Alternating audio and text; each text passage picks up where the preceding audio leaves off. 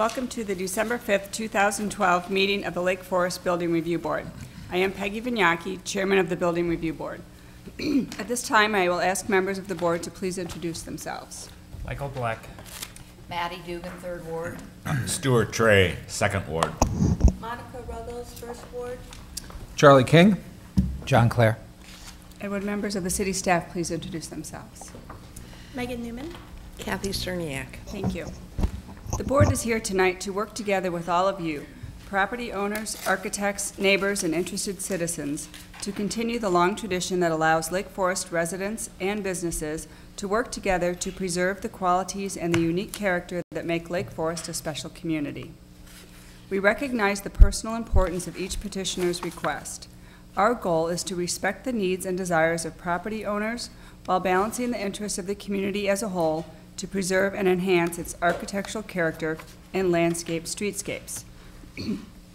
For those of you who may not be familiar with the Building Review Board, the types of projects that come before this board are those in which the property owners are requesting a variance to allow a home that is larger than permitted by the code, are seeking a demolition permit and approval of a replacement structure, or otherwise involve issues that could not fully be resolved by city staff.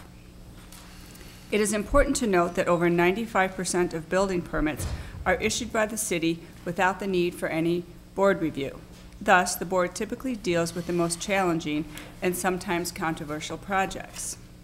The City of Lake Forest is committed to conducting open and fair meetings. To achieve that goal, the board has adopted meeting procedures and all parties will be provided an opportunity to speak. These procedures are outlined on the agendas available at the back of the room. This meeting is also broadcast on cable television. Speaking on behalf of the entire board and city staff, our objective is to provide a review process that is thorough, fair, and without unnecessary delay. Our next order of business is the approval of the meeting minutes from our October meeting. We were all emailed those. Has everyone had a chance to review them? Mm-hmm. Does anyone have any questions or comments regarding those?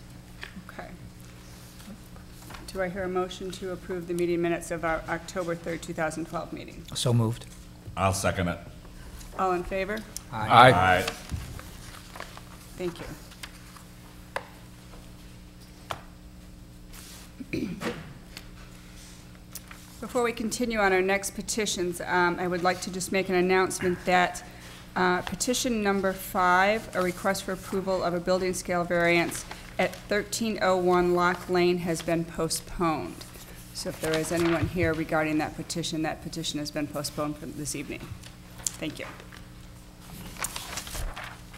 Item number 3 on our agenda is a continued petition, a request for approval of the demolition of the existing single-family residence at 1359 Edgewood Road, and approval of a replacement residence, garage, and the associated landscape plan.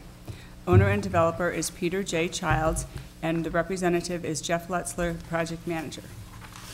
Good evening. Good evening. I'm Charles Moore, architect and managing director for Aspect Design. Jeff Letzter, who's the project manager for this submittal, will do the presentation and answer any questions. I'll also be available to answer any questions. Thank you. Thank you, Charles, and good evening, everyone. Tonight we have the continuation of our presentation for the demolition of the current home that's on the site and a proposed structure. We have met with a subcommittee to kind of bring you up to speed of our last meeting here. We went through a review process of our proposed structure and the demolition, and at the last meeting it was kind of felt, I think, by the board that there was details of the proposed structure that we needed to work through. So we met with Chairperson Vignocchi and Ms. Ruggles. Actually, twice we met, and we came up with different designs, different ideas, a lot of input back and forth, and then even kind of at the last hour prior to our submittal package, made some final adjustments with some final comments from the board. So to kind of bring things back to where we had started at the last meeting and to where we are today, Charles, if you could do me a favor and go to AR2. Front elevation of our proposed home was changed considerably. The original proposal had a minor front porch element over the front door, which just projected slightly to the street and within its setback allowance. One of the big things that we worked through with the subcommittee was the feeling that the whole neighborhood, the whole streetscape of our street really wanted a front porch. So what we've done, we've actually added now a front porch of the whole front of the elevation that protrudes out from the face of the house 4 feet. Now in doing so, the house itself, the main portion of the house, was pushed back 4 feet to accommodate the front yard zoning setback requirement. But we really felt that this was an item that was very important to just the whole general streetscape. In also doing that, we were able to recenter the door, windows, change roof pitches of the whole gambrel design. It really brought it down to a really comfortable scale. Charles, if you could please go to AR4. The south elevation also has been changed considerably. Our original proposal that we had to you in the past meeting, towards the front of the street, we had a double kind of gambrel towards the street face. Always kind of seemed a little heavy to us, so we've broken that down to kind of a more typical T gambrel from the front to the sides. And also, which we think is a real big improvement, the shed dormers coming off the top pitch of the roof are now a continuation of that slope. Our past design, it was a separate slope and just really didn't fit the true style and character of this design. So we've modified the whole gambrel to make that work. Also on the south elevation, the dormers towards the back of the elevation, we had a larger one kind of in that middle section, kind of pointing to it. We did have a larger element here before. That has been shrunk down to a single window. Again, still keeping our whole concept of mass up front and decreasing as the house went to the back. Charles, if you could please go to AR5, the north elevation. North elevation, again, was modified towards the street face to have the kind of intersecting gambrel design towards the street face with the front porch. But along the back, instead of having perfect symmetry, so to speak, of this decreasing addition to the back of the home, we put together a shed dormer, which is very consistent with the design of this style product, again, meeting the top slope of the roof. Charles, if you could go to AR2. I'm sorry, AR. We need to get to the rear. AR3, please. The rear elevation was modified quite a bit also, too. Our past design, we really didn't have windows next to the fireplace element on the second floor. And working with the subcommittee, they really made us investigate and really think about what's best for this house. So we completely changed the floor plan of the second floor, where the bedroom, the master bedroom, is towards the back of the house, looking towards the back of the home, where it really wants to be, and it really gives a better rear elevation. Another thing in the past presentations, we did have a projecting mudroom piece which had its own little separate roof.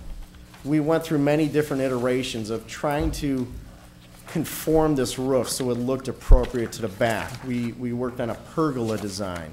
We worked on a lot of different elements to try to tie this together. And I think it came back to, let's look at a simple, nice form and to match what we have going to the front elevation also. So we have another covered porch element that comes out of the family room, but it intersects and designs right into the roof that goes over to that back mudroom. So it's one continuous piece. And we think a really pleasant elevation. And gives the potential new homeowner a little covered space out of their backyard too, because of our backyard being so kind of restricted in width.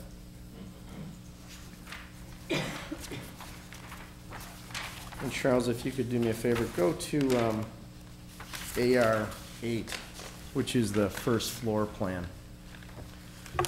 We made considerable changes in the first floor plan. After that meeting we had with everyone, we had some comments where we had windows, elements not kind of working. Well, we've modified the staircase, the entry, all the windows now kind of work. We added a kind of pass-through bar element through the dining. We modified the kitchen, again, so windows work. And we still have a progression of the side elevation as it steps back. Charles, if you go to AR9, please, second floor. Second floor, again, considerable changes. We have the master bedroom suite with minor windows facing kind of south elevation, but windows facing the rear. Put the bathroom back kind of in the middle space. Modified bathrooms, staircases again to make the cross gambrel design work. So I think we're to a point where we're really, really happy and comfortable with the way this house has worked out. We have pushed the house back on the site 4 feet. And I know that was always a concern of the length of the house. But what I want to point out that 4 feet in the front is an open porch, and in the back also. Charles, if you could go to actually AR8, be a little better. In the back section, that element is that open porch, and then it continues and covers that mudroom roof, which is still a one-story element.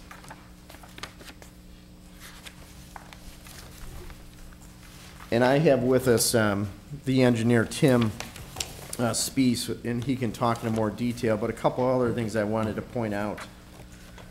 Also, after the last board meeting, we have redesigned the whole site. We're actually now, our proposed pervious square footage is less than currently what's at the site. And I'll have Tim talk in the details about that. But we're using pervious pavers for our patio. We're going to use pervious pavers at our driveway approach, pervious in the patio here.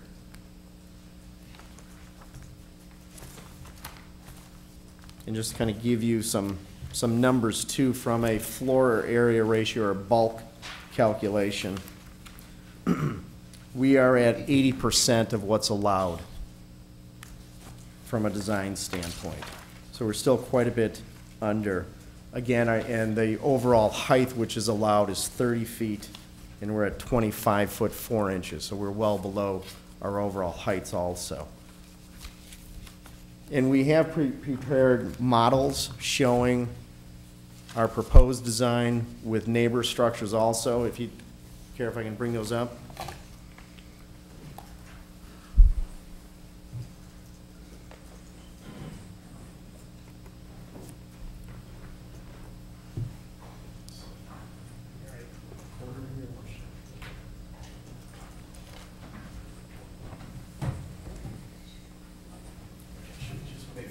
Floor might be a little easier. Sure, yeah.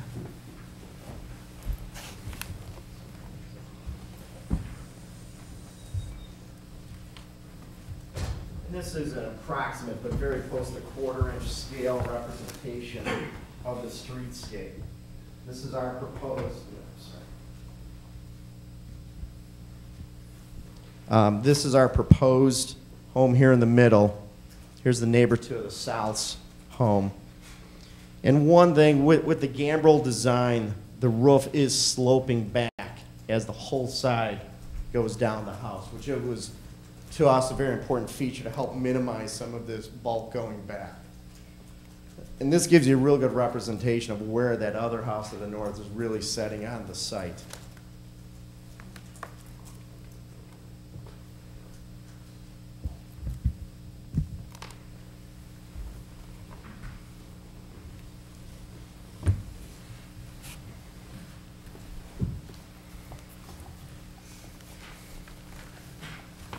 Tim, would you like to discuss some of your, I'll have Tim with Speece discuss some of the site and engineering and grading issues.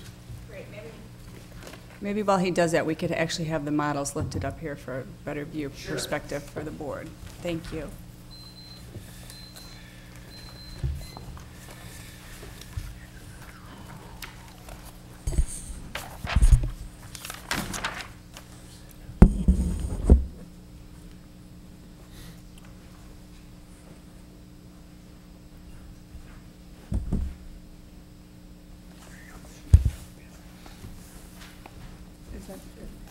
Is that a little better for everyone? Yeah, no, that's okay. Okay, that's good. Thank you.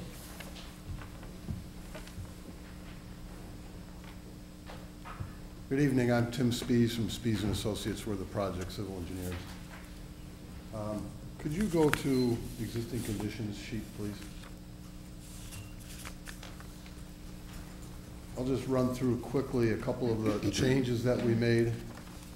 On the existing conditions sheet, we have added more contours to show the drainage both off-site to the north, off-site to the south, how this fits together. As we talked about last time, our site generally drains from the house back towards the garage area here and travels along this route off-site. These existing contour lines here and here show the general lay of the land, if you will. So we added those contours to the plan. If you could go to the grading plan, please. We increased, the last plan, we had the pervious pavers in front of the driveway ending about here. We've increased it to the entire area in front of the garage. This is all pervious pavers, as well as the patio here. In essence, how this breaks down, I'll just run through the numbers quickly. Our total site area is 11,160 square feet. The existing impervious area on this site is 4,061 square feet. That's about a 37.7% coverage. It breaks down, I'm sorry, it's a 36.4% coverage. It breaks down into the existing driveway is 1,923 square feet. The existing patio is 471 square feet. The garage, 634. The house, 1,033, for a total of 4,061. Our proposal shows that the driveway will be 2,026 square feet, the patio 242 square feet, the garage 484 square feet, the house 1,432 square feet. We've given a credit for the pervious patio of 242 square feet and the pervious area in front of the driveway here of 850 square feet. The net then is 3,892 square feet. So we are reducing the impervious area with this proposal by 169 square feet. To put that in perspective, the property immediately to the south of us, this parcel right across here, the area of that property is 14,690 square feet. On that site is 6,210 square feet of impervious area for 42% coverage. The property south of that, so the second property south of us, The land area there is 18,144 square feet. The impervious coverage is 5,620 square feet. So we're considerably less than both of those sites. The second site to the south of us comes out to about 31% impervious coverage. If you have any questions, I'll be here to answer your questions. Thank you.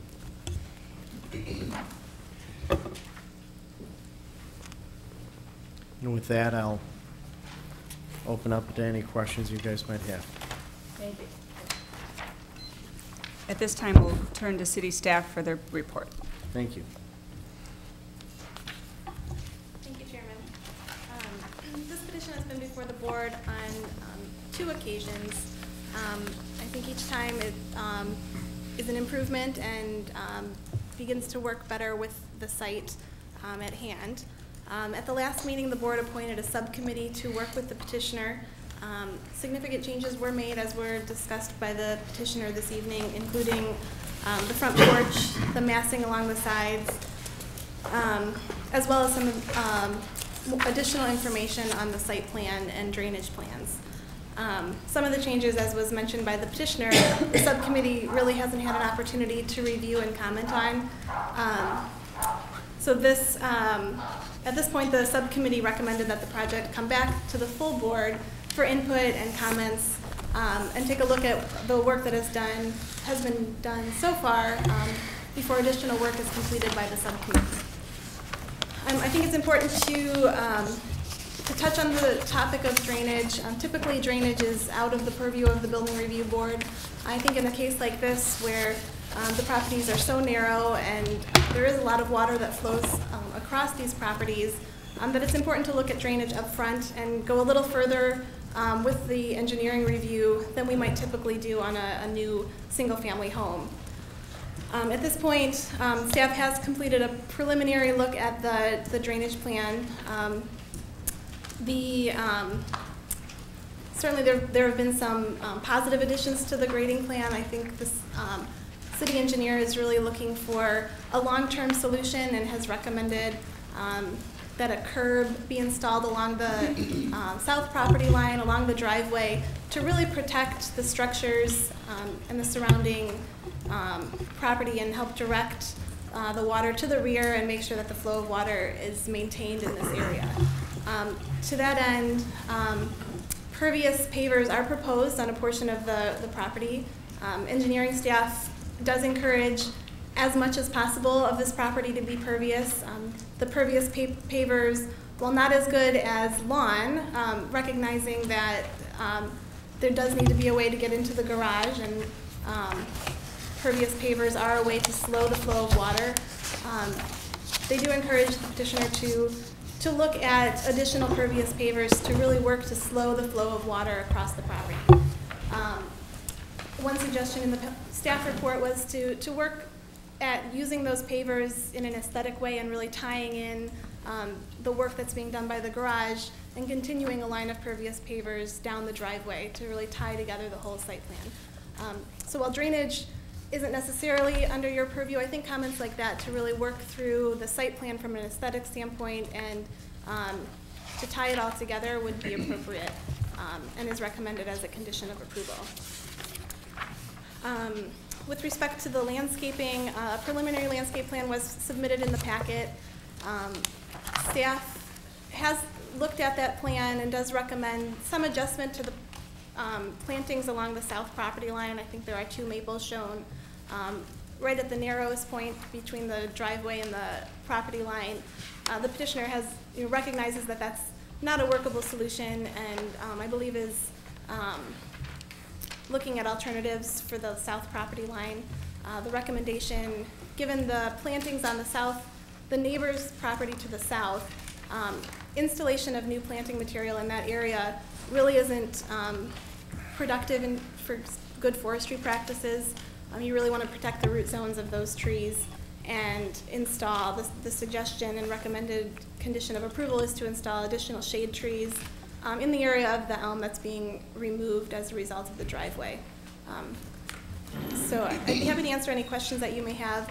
Since the The subcommittee did request that a model be built and brought to the board meeting. It might be beneficial to take a minute or so to look at the model and get a sense of the massing to help with your discussion this evening.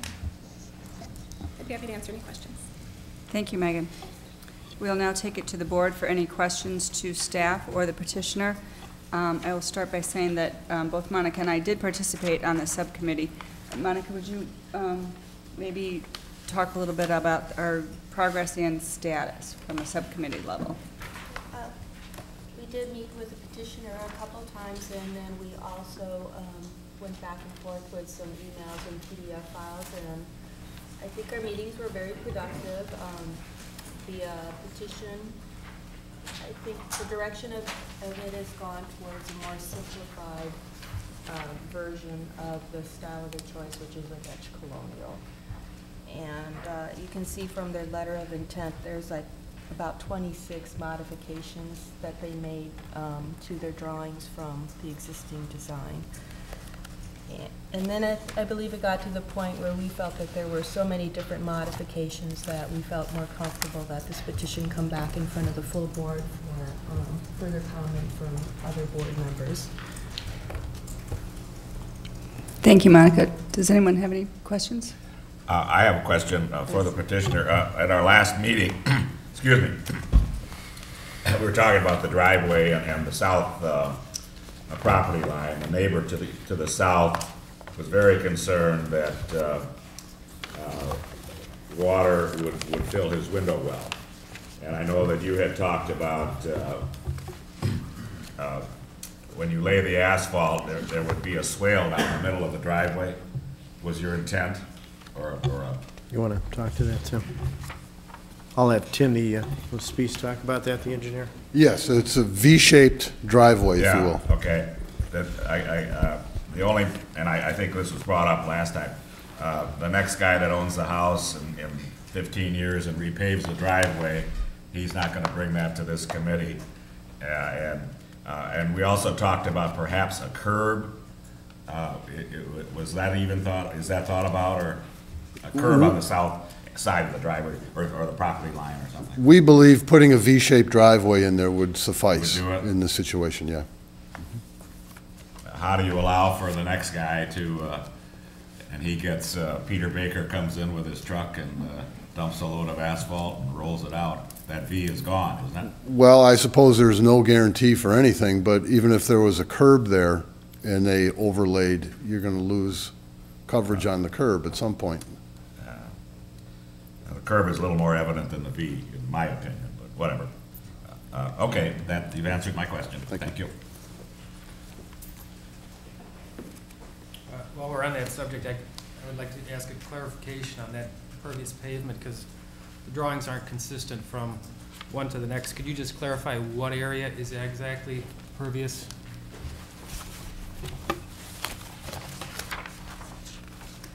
This area here, in front of the garage, are pervious pavers, and this area here on the patio are all pervious pavers. So which sheet is that you're referring to? That is on the site, should be on the site development plan. Okay, so the other ones, the tree plan, the site plan, AR1, the grading plan, sheet 1, those are not correct. The grading plan, sheet 1. Oh, I think he's talking about our AR1. Yes. Yeah.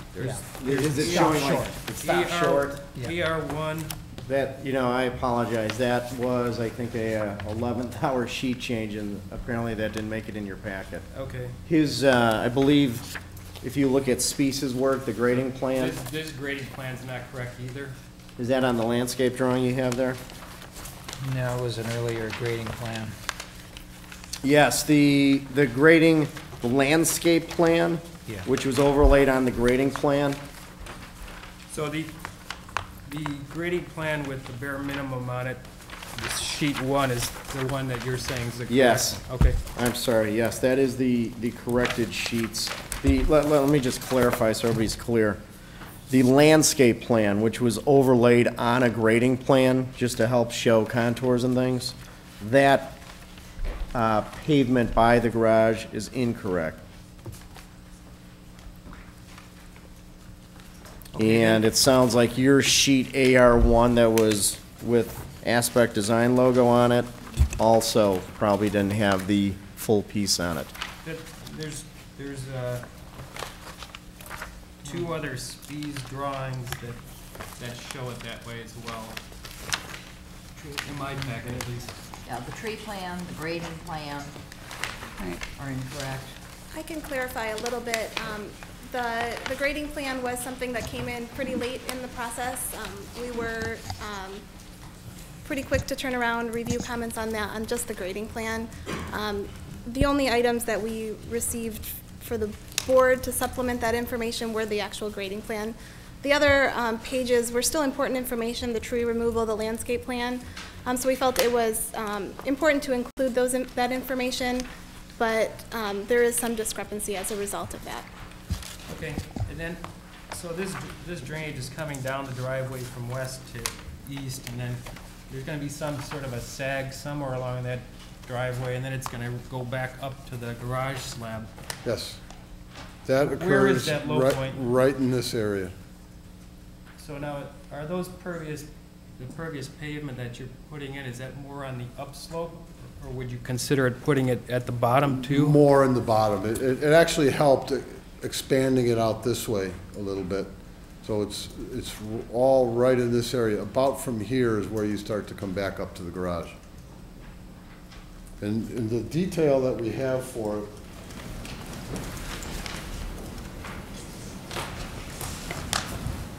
it's a little bit, I think I made it too small for my old eyes. There it is. The detail for this shows up on sheet 2, details and notes. It'll show the pervious pavers. They're 3 1/8 inch thick. We're going to put it on a number 8 aggregate, 2 inches thick. We're going to have a base, 4 inches, total of 20 inches, 19 inches of aggregate base, and then geotextile fabric on top of that. So it's a pretty standard detail for pervious pavers. So that'll be on the deck and in front of the garage area. Okay. And then what are your thoughts on the comments in the staff report with regard to the other brick detailing? And I know you already commented on the V versus the curb. To run ribbons down along the driveway and put pavers along the edges of the driveway, I don't think it's going to do much good. There was another comment that we saw, if you could go back to the site plan, please, that suggested taking the driveway and moving it north so that we create a little bit more green space along here to theoretically help with the absorption, if you will. Our belief is when you move this north, you're going to start cutting off this area to create a small area here. We'd much prefer to see a larger green area in this location, because most of the runoff from half this building and from at least the north 2/3 of the front yard are all draining down in this swale along here. So we want to create and keep as much green space in this area as we can. Shifting the driveway north to create a smaller green space on the south side is probably not going to do much good. Where are you placing the drain tile? Which drain tile? Footing drain? There's a drain tile in You your have drain detail. tile in your detail. The perf pipe. The pavement, for the pavement trench detail you're talking about? For the permeable pavement. Oh, okay, yeah. Can you go back to the site plan again then? That'll be right here.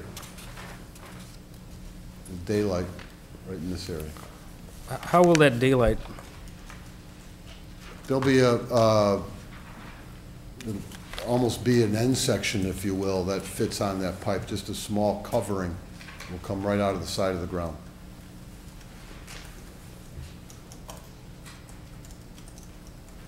Is there enough difference in grade that you can do that? I believe so. If not, we can put a pop-up drain.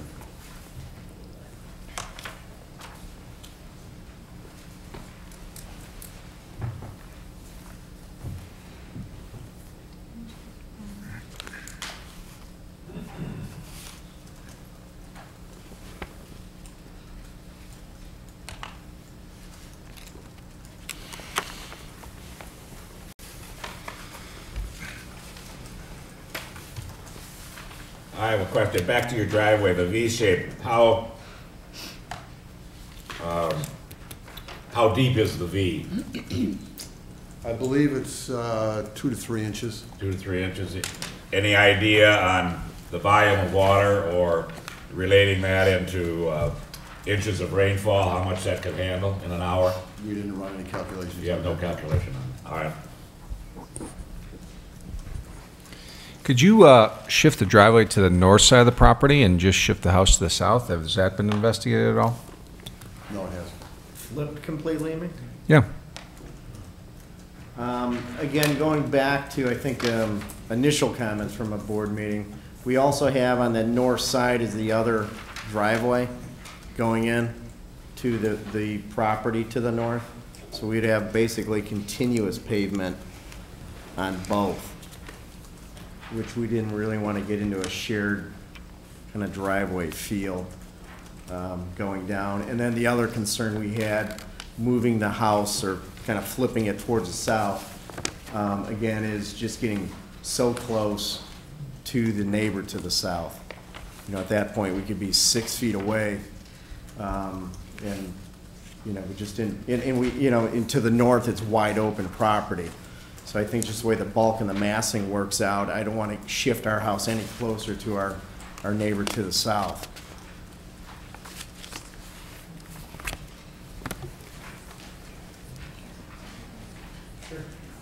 I had a question for staff. We added the front porch and pushed the house back a little bit. Is it in our purview to discuss allowing a variance, if you will, projection into the front yard for the porch and hold the building to the property line and allow 4 feet of, in essence, variance? A setback variance would be considered by the Zoning Board of Appeals. Okay. So it's not under the Building Review Board's purview to approve. And it's not showing a hardship in any way that would Correct. probably It would be get that challenging approved. to find a hardship for a demolition in any construction. And I had 2 questions for the petitioner. One had to do with the detail that you have as the gambrel roof changes plane. It's currently shown as a line, and I didn't see on your wall detail that you had any kind of molding or flashing or venting in any way.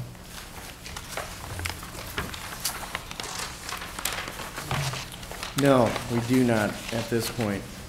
That would just be a shingled element. It's not like another crown or fascia piece is what you're kind of asking at that Well, moment? then I'm curious as to how you're venting that upper attic.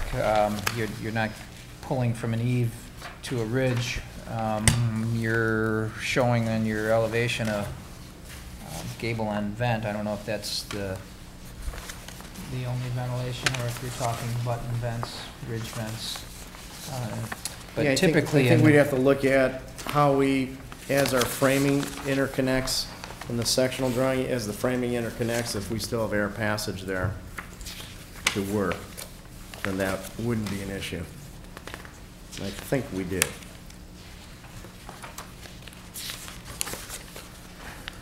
So what occurs there? You're just cutting the end of a shingle and lining it up with an overhang on the existing, or is there any kind of a metal, typically you might have a metal I think flashing we're gonna under have to there. do a metal, like a drip edge kind of piece, so we have a fine line going all the way through. I didn't necessarily want to create a whole nother horizontal, because definitely you're right, in a lot of gambrel styles, what John's talking about, at those 2 different pitches on the roof, a lot of time there's almost like another fascia element.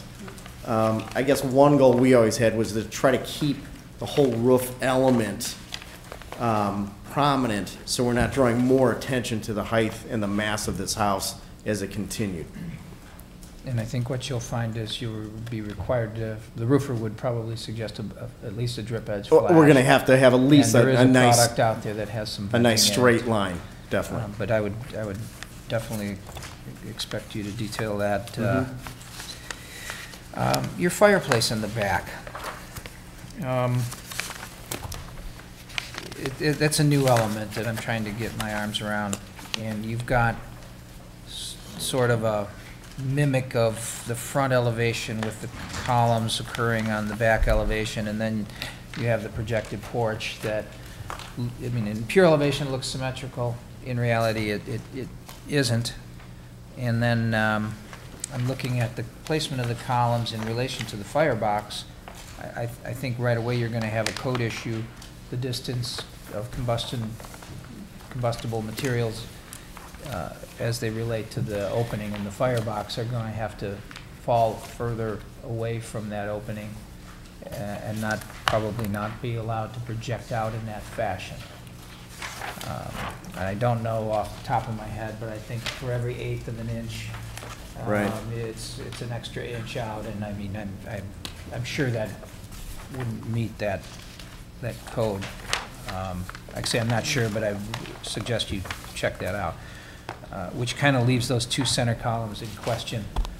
And I'm kind of wondering why you didn't extend the porch further, creating, I don't know if you ran out of bulk. Apparently you didn't. You said you had 80%. No, we definitely have bulk. I think the concern we have, and, you know, listening to the board and just this house is the length. You know, I think we would welcome lengthening the rear porch. I think a concern we have is just our overall length, because the presentation tonight, we're increasing our depth 4 feet already. And, you know, we made a strong case at our last meeting that our house was only roughly 10 foot 9 inches past our neighbor to our south. You know, now we're coming tonight, it's 14 foot 9 inches, albeit it's a 1-story porch element. I just didn't feel it was correct to keep pushing back. And I appreciate that. And also, too, kind of tying back to our impervious element also. And whatever you catch in your downspouts is going where? I believe, are we directing that? I mean, is that tied in? Yeah, they're splashed on the ground. Oh. All of them? Yes. Is there storm sewer that you can tie into? No, None whatsoever? no. And you don't have any fall from the front of the house down to the street level? No, it all falls towards the east. But your driveway is pitching toward the street? Barely? You go to the, Well, I'm looking at 107.6, and you're dropping down 6 inches. there might be a little bit of the driveway. Charles, could you go to grading plan 1, please?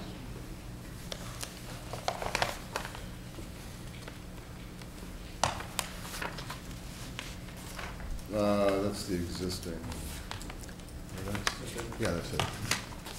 Downspouts here and here that get picked up by the swale, and at this corner and this corner they get picked up in the driveway. And that's roughly 107 and 106 and a half by the time you're done going from the front of the house setting at roughly 107 and the back of the house roughly at 106 and a half. That's correct. The top of foundation is at what? 107.58. Okay. So you're up about a foot from the lowest point. And you just cannot get a drain to accumulate all the downspouts and send it toward the street at 107. There is no storm sewer out in the street. And well, there's no storm sewer anywhere, so you're putting it someplace. Right, everything is, Guess is that the curbs in those streets have a pitch to ultimately somewhere. probably 2 or 3 lots south is where the storm sewer ends. And if I remember correctly, it goes down toward the south. And currently the street pitches toward that storm sewer Yeah. from your property? And you can't find a way to pull a drain toward the street to put it in the curb, and at least, you know, I understand that you're not gonna capture the entire grade, but the downspouts is something that seems like it can be controlled with a pipe, collected with a pipe, and at some point, either through a sump pump or, We'd have to take another look at that. The last time, at the end of the last meeting, or after the last meeting, I should say, we went out and to see if there was storm sewer in this area. There is no storm sewer Okay. here. It's Well, you've several identified where it lots is. south. It's further south, but Right. the street does pitch that way, and there is a curb on Edgewood? Yes, There- albeit overlaid. All right, Megan, go ahead. I just wanted to mention that because there's no storm sewer in this area, they really can't tie into the road drain that exists there. That's not a practice that our engineers support. But they can splash to daylight someplace. And if Um, that someplace happens to fall west rather than south on this, is that a concern of the city's? They could certainly develop a revised plan, and our engineers could take a look at it. I think the intent of the plan that's been developed is to maintain the existing flow of the water. Can I ask Board Member Bleck his thoughts on that? It just depends on where where their storm sewer is at. I don't know where it is on that street. But as you see the grades at 107 and this, or the top of foundation at 107 and a half and the curb at the street at 107, in that length, is there any possibility of draining with some sort of overland flow west? And I'm talking downspouts only. I don't think so. You might, you have some relief to the back where maybe you could take something back to the back part of the property and. I'm trying to get it away from the back of the property is my point. Yeah, but I it understand. doesn't seem possible. It just depends on Okay. where the sewer's Well, at. you know, Right. we're, I believe that's something we can ask the petitioner to do a little further research on with city engineering. And I'm a little perplexed at, I guess, this board entertaining, I mean, we were handed a lot of numbers about the impervious surface between the neighbor and this lot, and we're focusing on drainage things that I'm just sort of taking a stab at it with very little knowledge. But one of the questions I have, and Megan, maybe you need to answer, because you suggested that we do concern ourselves at this board level with the drainage. Why are we being bombarded with figures and facts and issues that you yourself said is not the purview of this board? I think we've beaten this horse every which way. I think the petitioner has shown and done at least a reasonable due diligence on proving to us that he's not making it worse. It was potentially worse before. He's probably making it better. We've heard from both the neighbors to the south that they don't have a problem with water. They haven't had a problem with water. They don't want a problem with water. But it seems like we're fighting something invisible, and I just wonder why that can't be pulled off the purview of this board tonight and discussed at civil engineering staff member level. Solving the drainage issues in this area is not the purview of the board. So discussing, which grade needs to be at what elevation, that's more technical than this board needs to get. Given the history of drainage concerns in this area, staff felt it was very important that the drainage issues be resolved prior to the building review board taking action on the overall site plan and design of the house. Because as you said, it's important to make sure that something does work on this property and that they're not overbuilding a property or going through the approval process only to find out that the drainage doesn't work. So oftentimes, the drainage doesn't come up in this detail at the board level.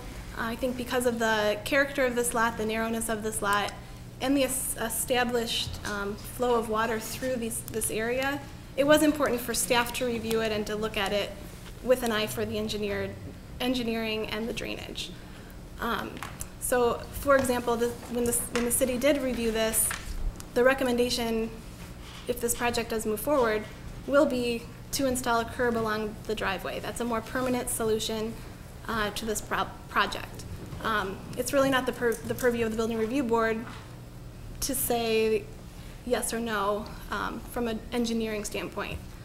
I think you can look at the overall site plan, talk about the materials that are being used, look at it from a site planning standpoint, a landscaping standpoint, making sure that adequate planting beds are established to allow plant material to buffer between properties. But you're right, the technical aspect of the drainage is not the purview of the building review board. So I think in summary, Okay. we could, if we want to, when we come down to board discussion and deliberations, we can, if we want to, ask the petitioner to do further work with city staff regarding that issue. Thank you, Megan. Okay. Any further questions from the board?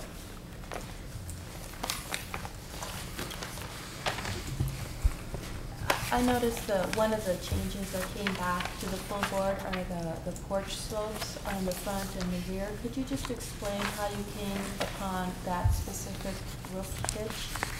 Sure.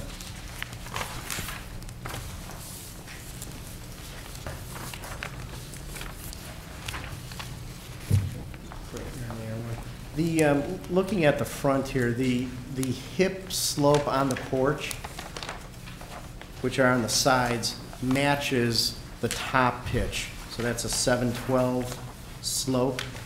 So from the street view, you have the same lines going that way.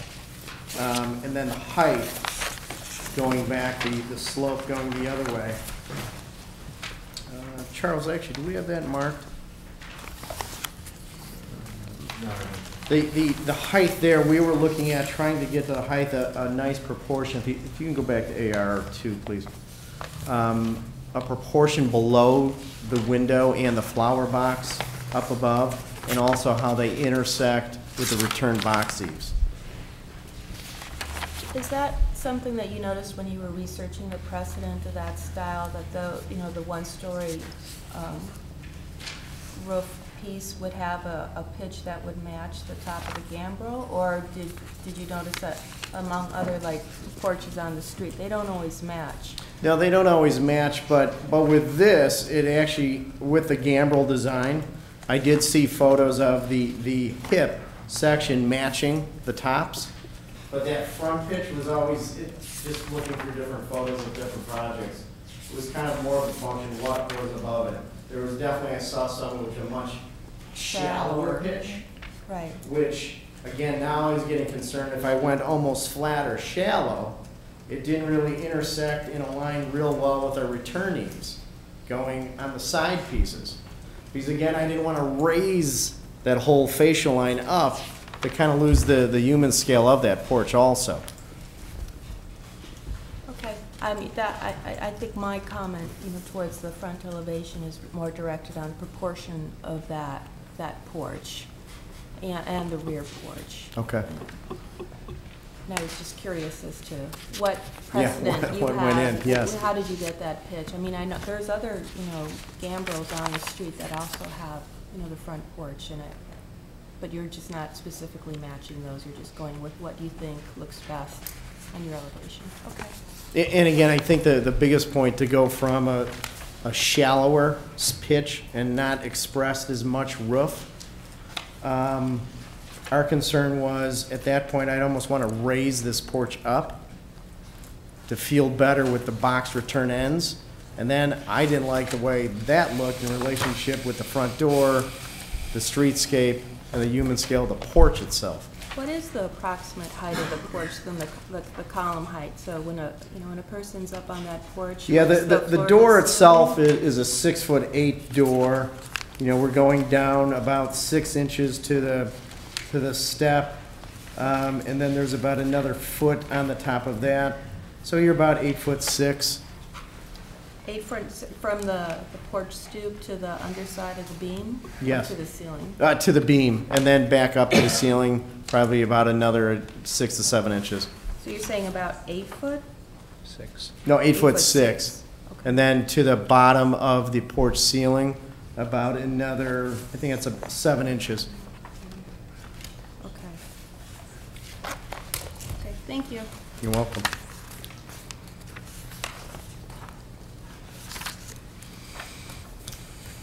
Could you just review for the board again the changes you made to the garage? Sure.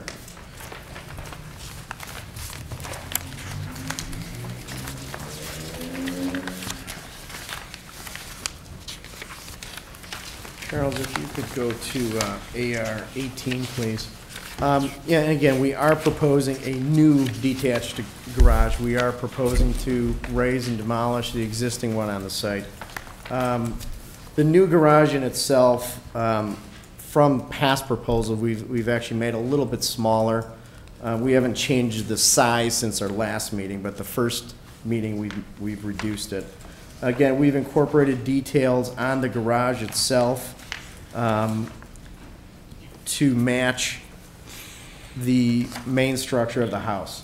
The window trim, the heads, the corner boards, frieze boards, the return eaves. Now, the return eaves are a little different because we are dealing with a shallower pitched roof, so the proportion's different there. Again, just based on our overall height for an accessory building, so we don't have as steep of roof. But I think we have the box returns functioning well, and the gutters wrapping around. And of course, same siding, same color, same roof.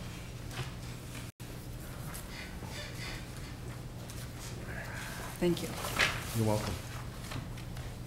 Further questions? No more questions from me. Any further questions from the board? No.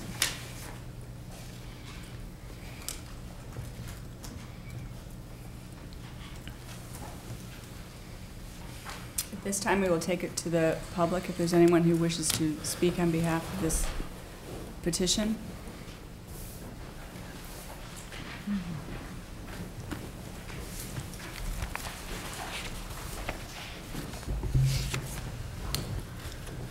Good evening. I'm Mike Lincoln. I'm the homeowner to the south. Been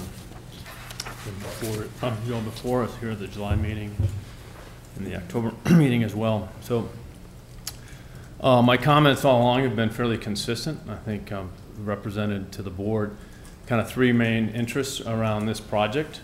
One is the size and scale of the proposed replacement structure, particularly as it relates to length and the impact that it has on the privacy for our home.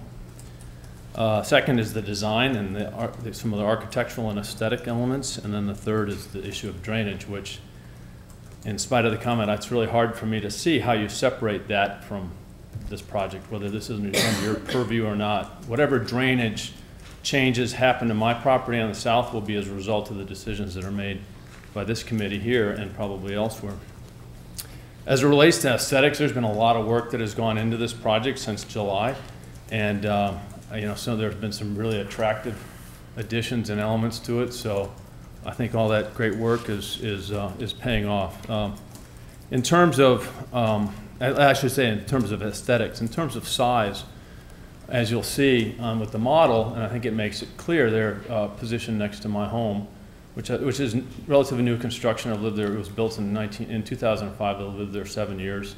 Intend to live there for a long time, and it is, as has been noted, it's dry. And that window well that was referenced earlier, that's actually a lower level bedroom. The length is concerning, and what's particularly puzzling about now what's been presented is that we're actually 4 feet longer now than we were in October. And the guidance from the board, going back to July, was really around the length. And while the design is decided to go along instead of up, as you can see, that master bedroom and the proposed structure now will look directly into the outdoor living space of our home. And that's where the privacy comes in. And this is a mutual interest. I mean, if whoever's going to live in this home when Peter sells it, their master bedroom is going to be looking directly into our outdoor living space. And that's not always going to be a happy environment. I've got 3 teenagers at home, so it's everybody's mutual interest, that this issue around privacy. And I know that there's, it's a one-story structure, but if you sit in outdoor living space, structure is structure, and we're going to be looking at it, and they're going to be looking at us, and so that length issue is really exacerbating this, and that's compromising the privacy, and again, it's a mutual issue. Finally is really just drainage, and I don't know what to say on this. I'm not an expert on this matter, but I am concerned that there's even some lack of agreement on kind of what information you even have on drainage, what's been presented, whether what's been presented is accurate as it's been drawn. And again, I'm not expert, but I think you really deserve, and you ought to have very precise, very accurate information on drainage to make a well-informed decision. Because we don't have any water in the lower level of our home. Our backyard does tend to retain water and around the tree, but we don't have any now, and we don't intend, and I think this structure needs to be replaced, but you need to have very accurate, very precise data about how this drainage is going to work, and you've asked some really good questions about how do we tie it into the street. And I just haven't seen, and I'm not convinced, you know, there's been some public acknowledgement that kind of what you have in your packet may not be drawn accurately. And again, I'm not expert, but I think we really need to be precise about this, and whether it be in this forum or another one, because the drainage is critical, it affects home values, and as you all know, it's really difficult to remediate once the damage is done and once you try to fix it later. So that's really it. I think the aesthetic piece, you know, I applaud, you know, the work that's been done. The length, I'm more than a little puzzled that we're 4 feet longer than we were back in October. And structure is structure, and privacy is important to both the petitioner and our family. And then the drainage, you know, we just have to get it right. And I'm really relying on you all to represent, you know, the interests of those of us that, you know, this is not our, you know, we're not expert in these matters. So, anyway, those are my comments, and thank you for your consideration. Thank you, Mr. Lincoln. Is there anyone else from the public who wishes to speak on this petition?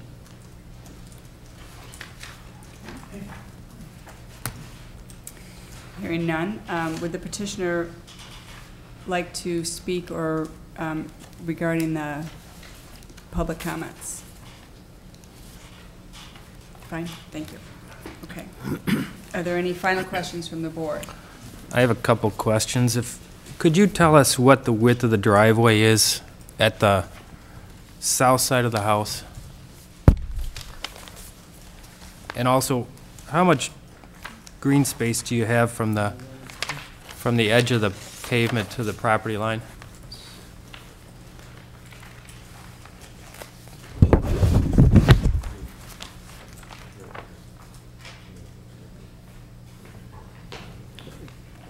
Can you give us just one moment? It's right here. This one, sorry. We got one in the corner here. 9 feet? Okay, to the edge of pavement to the south, there's a 1.25 foot green space. The driveway is 9 feet. And then the edge of driveway towards our proposed structure kind of varies a little bit with the jogs in the house itself.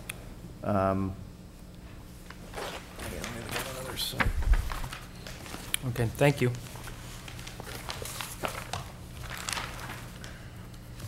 But I think that goes anywhere from about 1.5 to 2, based on the house. Thanks. Thank you. You're welcome. Any further questions? Okay, at this time, we'll take it to the board for discussion amongst the board. I have no problem with the demolition, and I applaud both the petitioner and the subcommittee on what they came up with. Moving the house back 4 feet as a result of the front porch. That's an aesthetic thing, and if most of the homes have porches, I can understand that. My biggest concern is, and I am not an expert, but this driveway with that much asphalt that close, and 1.25 foot of green space between that and the lot line, and then whatever to the neighbor's house. I would like to see a curb there, or if he can talk the city engineer out of a curb, more power to him, but that would be my recommendation. I feel that at least that should be discussed with the city engineer. And I agree with Board Member Trey's comments about the curb, especially with a 9 foot driveway. I mean, that's a pretty narrow driveway to go that distance. And I just think that the curb will help facilitate a car against there. And we're not probably talking about much of a curb. 2 or 3 inch, curb over there would be something that at least if this driveway was resurfaced, the curb would be understood clearly by anybody that that isn't something that they can cover up with the new float of asphalt that might go over the top. So I agree with the concept of a curb. I think it's the best way to direct the water in that situation in perpetuity. I think the design has come along, it's simplified, it's, I find no faults with it. The front porch, it is a nice element. It is a consistent element in that neighborhood to have the front porch. I don't see people ever sitting on them, and 4 feet really isn't enough to do that. It is an aesthetic issue. If it results in the house being pushed back, and that seems to be something that is critical, although I don't see it as detrimental to that neighbor. But if it came into that issue, I would recommend to the petitioner to suggest doing a simple covered porch, pulling the house forward and eliminating at least that concern that the neighbor might have of privacy. The fireplace, I just quite frankly don't, if this is a marketable project, I get the quaint, I get the entertaining concept that might be associated with the fireplace. I could see that occurring with some remote location in the yard as a landscaped element just as easily. And I think I find that the fireplace in its relationship to the columns doesn't seem like the best solution. I understand it does hide the little porch room, the mudroom that projects out.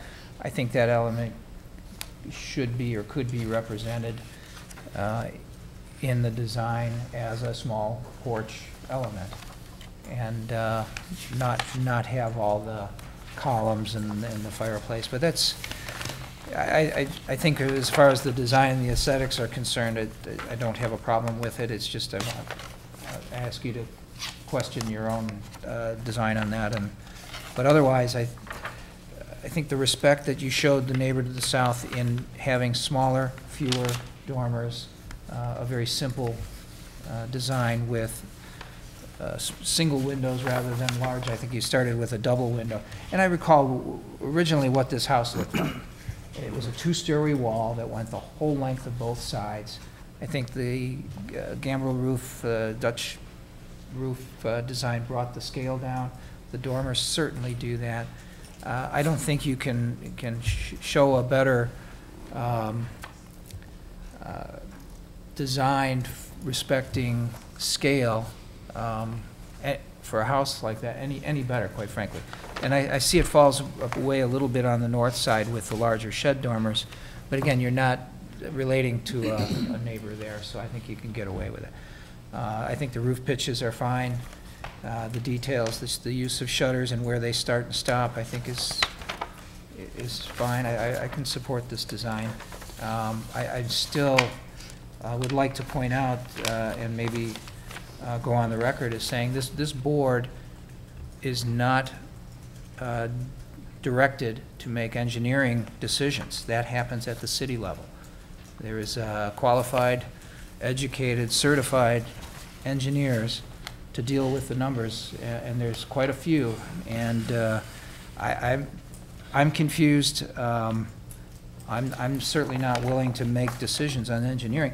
We did discuss some of the aesthetics and elements that at least we as lay people can understand, and that had to do with the driveway and the swale and the curb and the pervious surface and the possibility of taking drains otherwise. But I think we've exhausted that, and quite frankly, I don't think it should be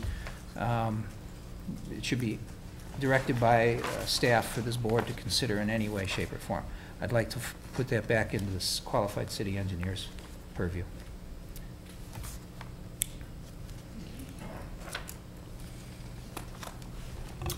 Well, I think they made some real improvements here on the, I like the north and south elevations a lot more now. I think the simplification really works.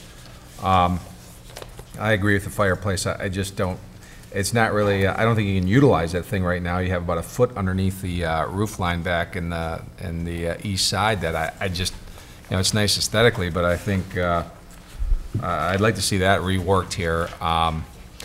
And then as far as drainage, I understand what John's saying. I also understand what Mr. Lincoln's saying, that, you know, he's crying out for help as well. And it puts the board in a tough position, and I agree with John that some clarification on the board's role with drainage would be helpful, I think, to the board going forward. But for tonight's sake, at a minimum, I would like to see that curb as part of my approval, is pending that, getting that curb in on the south side.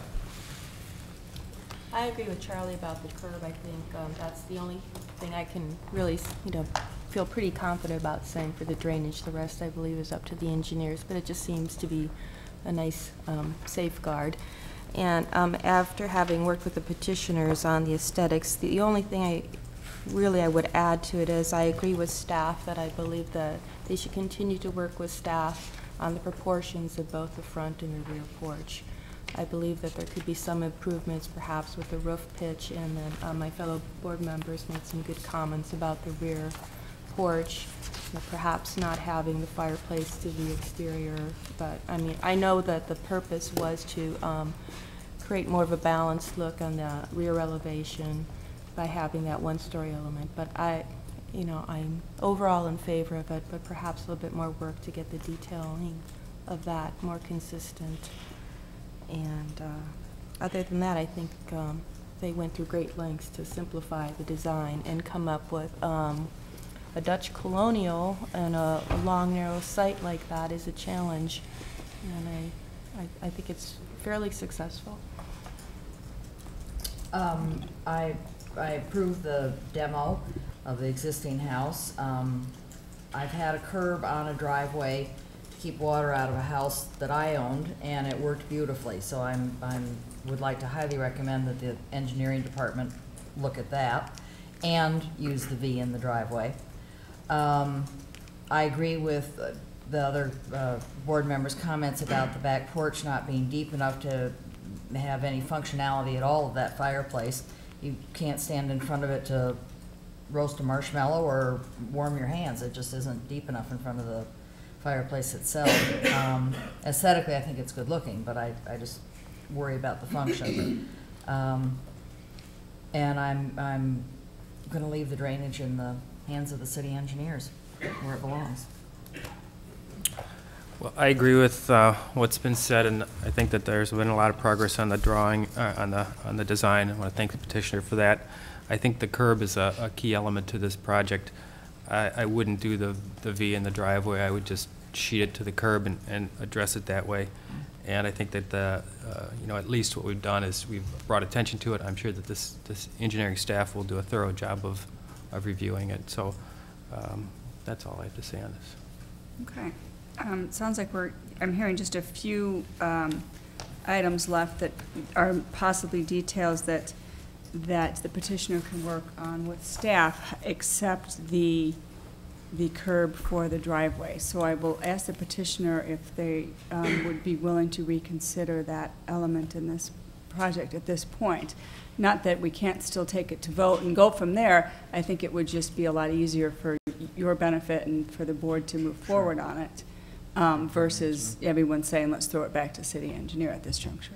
Absolutely. That is absolutely something we would consider versus putting in ribbon pavers on either side of the driveway or the swell, the V-shaped swell in the driveway. So absolutely, that is something that we would consider. Excellent. Thank you. So. Okay. Well, let me clarify that. Did we exclude the ribbon pavers from the discussion? It was brought up, and the petitioner, I believe, said they were not interested in doing those, and didn't. Okay. And I believe their engineer stated he didn't think it would make a market improvement. Okay. That's what I have in my notes. So we were not talking about the curb in lieu of any of the pavers. That was still kind of an item that was questioned. That's one of the recommendations in the staff report. How does the board feel about that? Staff support or engineering support at staff level? Staff support for the paver ribbons. Is it from community development or from civil engineering? When engineering staff reviewed the plan, they encouraged as much as possible to be pervious, noting that the lawn area is the best way to absorb the water. The second best would be to have some sort of pervious material that can help absorb the water as it flows across the property. One suggestion was to install, a ribbon of pavers as a way to tie in the material on the site, just so that there was some thought to how that paved area was designed. So certainly your comments are... Mike, I think if we can capture it on the asphalt and the curb and direct it, there's no faster, better way of getting it off the property than that. Well, isn't that what we're trying not to do? We're trying Getting to it not getting get it it off toward the the property curb, quicker? getting it into the street and into the city storm drain 2 lots down? Well, no. Is that what we're suggesting? What they're suggesting is a band of impervious pavement along the edges of the driveway that would allow water to infiltrate into the soils rather than What are we suggesting by putting the curb on? And that's... Well, the curb And what would is the prevent purpose water. of the V groove down the center, of the V swale down the center of the driveway? That's to send the water to the west, correct? It's going east. Would send the water east to the back. To end up in the tree on the south, in the neighbor's yard to the south, which is what it does now, according to the neighbor. And I think the slope is all towards the back. I see. The only thing I just raised is if we were going to make a motion, do we take that out of the staff recommendation or include it? Well, you've only got 1.25 feet. You got to put a curb in there and I think I'd be happy to leave it in as a final consideration to be worked out with the petitioner and city staff. That's a good point. I agree. And just to add, I think we'd be more than happy to look at any best function of if it's this or that or a combination of all. I think the goal here is just to get the best type of drainage and the best way worked out with the engineering. Thank you. Great, thank you. Okay, so back to board. I asked the petitioner regarding that, so it sounds like we have a response regarding them willing to consider all those elements to help with the drainage. I think we still have the fireplace, and then we have the front and rear roof pitch that we would like them to maybe refine with city staff. So if we feel comfortable in letting the petitioner work that out with staff, then we can move forward based on that. And then obviously all the recommendations in the staff report. Any final discussion regarding that? Okay. Would anyone care to make a motion regarding this petition, which is both a demolition and a replacement structure? I'll start. Thank you, Steuart. You're brave. I move that we approve the demolition of the existing structure at 1359 Edgewood Road. And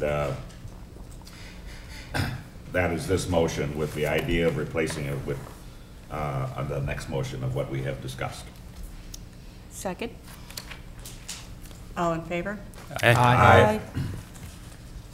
Motion carries. So you want me to try the second? You're on a roll. Okay. That was really good. I move that we approve the construction of the plans as presented to us this evening, and to include all of the staff recommendations, and to include a curb along the south edge of the driveway, and perhaps the ribbon pavers, both would be considered, along with the city engineer, working with the city engineer to see what would be the most effective way to handle that. Also to work with the city staff on the pitch of the roofs of the front and rear porches. Is that correct? Correct. What have I left out? Fireplace. Oh, and they should also work with staff on the, whether they should include that fireplace or not, or is it just kind of a waste of time? At any rate, I think that's my motion. Excellent, thank you. And I think I can second that. All in favor? Aye. Opposed? Hearing none? Motion carries. Thank you very much. Thank you very much. Congratulations. Thank you Thank for you. working with Thanks us for your on time. this petition. Thank you. Thank you very much. Yeah, thank you. Thank you for doing the model.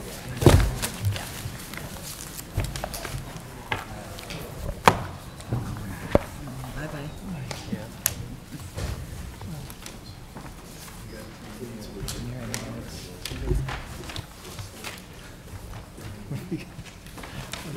Great. Stabs at it.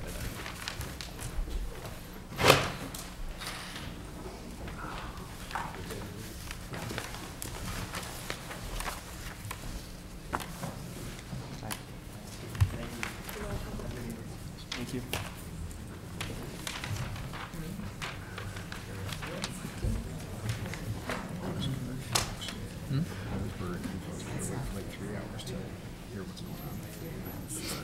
Oh, yeah. Yeah. This should go quicker. Unless there's drainage issues.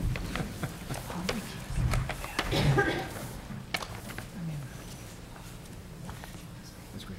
Isn't that your purview, but you should have it. And then Nick said, you know, if you approve it, it's on your head. I didn't like that.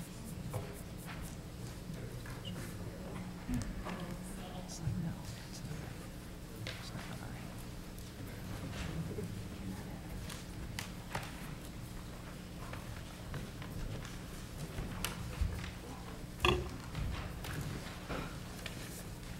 Thank you.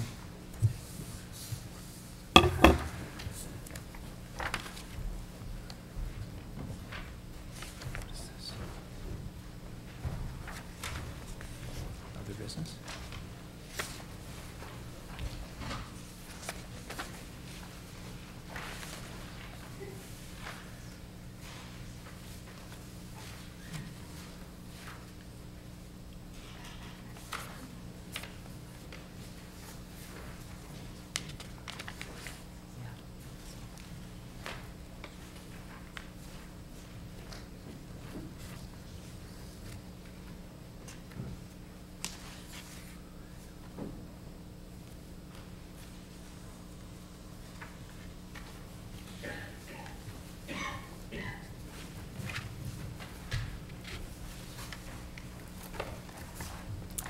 The next item on the agenda is a new residential petition, a request for approval of a replacement residence on a vacant lot at 775 South Green Bay Road.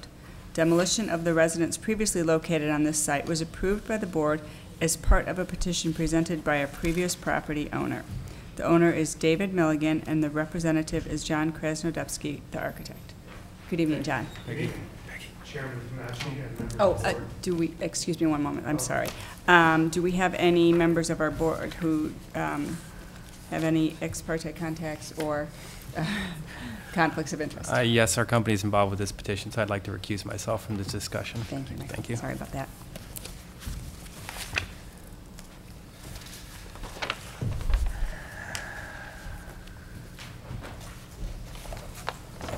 Good evening. Good evening. Thank you. Chairman Vignocchi, members of the board. Thank you for listening to our petition tonight.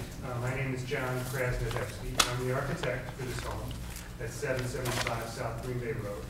I am joined here tonight by Mary Milligan, as well as our landscape architect, Rick Grant from Mariani Landscape. They'll both probably talk a little bit about the project. In particular, Rick will speak about the landscape plan and some of the screening that we're providing on the site. They'll be at the end of my presentation. So let's start by looking at photographs of the property and the surrounding neighborhood. On the upper left-hand corner is a view from across the street of the property. As you can see, it's wooded. It's 20,000 square feet, 100 feet wide by 200 feet. Beautiful lot. This is the neighbor to the north. This is the neighbor to the south. And this is the residence to the west across the street. So there's a nice mix of architectural styles in the neighborhood. A combination of one-story, two-story homes, mostly traditional.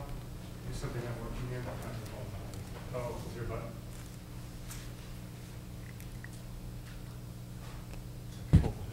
Yeah, okay. All right. So here are some more pictures of the neighborhood. This is a street view looking north on the upper left, and the street view looking south. Lots of nice landscaping along the street. Mostly newer homes, 70s and 80s, vintage, a couple of 60s homes as well. So the home that we are presenting is a predominantly one-story home, one-story eave line. It's a French cottage architecture. And we've sited the home in this way to take advantage of all the lot has to offer, which is a lot of nice southern exposure and a great view of the backyard and all the heavily wooded area back there. So it meets all the zoning requirements, all the setbacks. It meets all the bulk requirements and all the height restrictions. But it really does take advantage of this lot. We purposefully located it further away from the neighbor to the north, so we have 28 feet of distance between the property line and the home. And we've also created not only a lot of space there and separation for privacy, but we've also created a one-story roof line along that wall there to really minimize the bulk that this home might appear from that angle. It does touch the property line to the south, but again, this is the smallest portion of the home. So it's 40 feet to the garage, to the property line. There is a nice parkway as well. We are keeping the existing curb cut from Green Bay Road that's there and utilizing that. And so our thought is to site it for light and air as best we could. So moving on to the elevations. This is the front elevation of the home. So it is a French cottage, and some characteristics of it are the one-story roof line, the use of natural materials, the curved barrel vaulted dormers, a steeper pitched roof. This is going to be a cedar shingle roof throughout. We do have a Lannon stone water table across the entire home on all sides with a cut limestone profiled cap. The cladding material is cement stucco. It's going to be an off-white color, a finer texture. It's not going to be heavily textured. The windows are wood, simulated divided light, with some wood detailing with brick mold and timbering. We're going to pick a dramatic color for that. We're thinking of a gray with some olive green tint to it. So it's going to be a nice contrast to the white stucco. We also have copper gutters and downspouts. They're half-round gutters and round downspouts. Copper treatment on the barrel vaulted dormers. Let's see what else. We have a wrought iron bracketed front entry. The roof line comes out and covers the front door, and it's supported by some custom-made wrought iron brackets. There are some swooping roof details as well. On the dormers, we have a swooping wall that defines the service drive area to the garage. This is a side load garage. This is the front elevation. So we purposely kept those doors on the side to keep the front elevation looking as good as we can from the streetscape. You can see that the chimney here is Lannon stone and it's tapered. There's another chimney on the back of the home that's the same material. All the elevations have same amount of detail and I think good proportion. On the back of the home, the roof line is still apparent. We have some one-story elements. This is a screen porch and the kitchen beyond that, flat roof detail. The wing to the north is lower in height, stepping it down to keep the scale as low as possible. This is the elevation that is to the north. This is 30 feet back from the fence line. It's a 3-car garage with individual carriage-type doors, very nicely detailed. We've tried to break up that roof line. It is all mostly hip roofs, so those do recede as they go further back into the property. We do have some swooping roof dormers here, barrel vaulted dormers. Again, consistent windows with wood and detailing around it. Moving on to the other elevation. So this is really looking at the L shape of the home. So this is the part that faces the south. It's a living room, great room, and this element is further back. You can kind of see where the porch is here with the chimney, fireplace, and then this is the kitchen, also underneath that 1-story roof line. You can see the L shape of the plans here. I'm not going to go into too much detail. Although there's a great room concept, so no living room, no formal dining room. So the room count is pretty low. There's a first-floor master suite, 2 bedrooms upstairs. So you can see definitely all the square footage upstairs is within the roof lines, and there's a lot of clipped ceilings in there, but still, I think some very nice, useful space up there. There's the roof plan. A roof section, and so I'm going to go through to the neighborhood site plan so you get a feel for how it lays out with the 2 neighboring properties shown on this plan as well. So you can see it's a pretty consistent setback from the street. You can see we try to maximize the distance between the homes, and we still have a lot of backyard. You can see there's great space back there. Here's the elevation streetscape.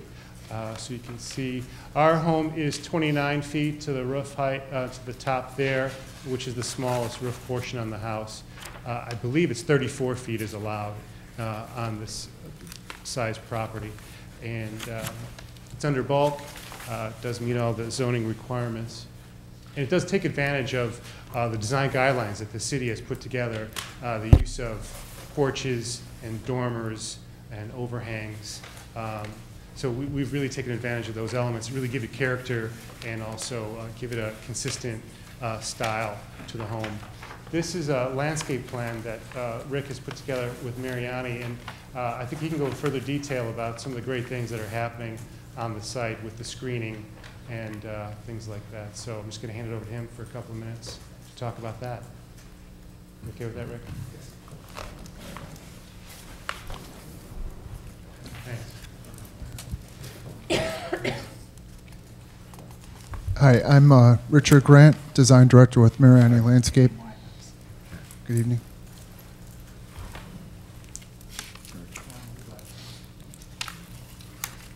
A couple things on this plan.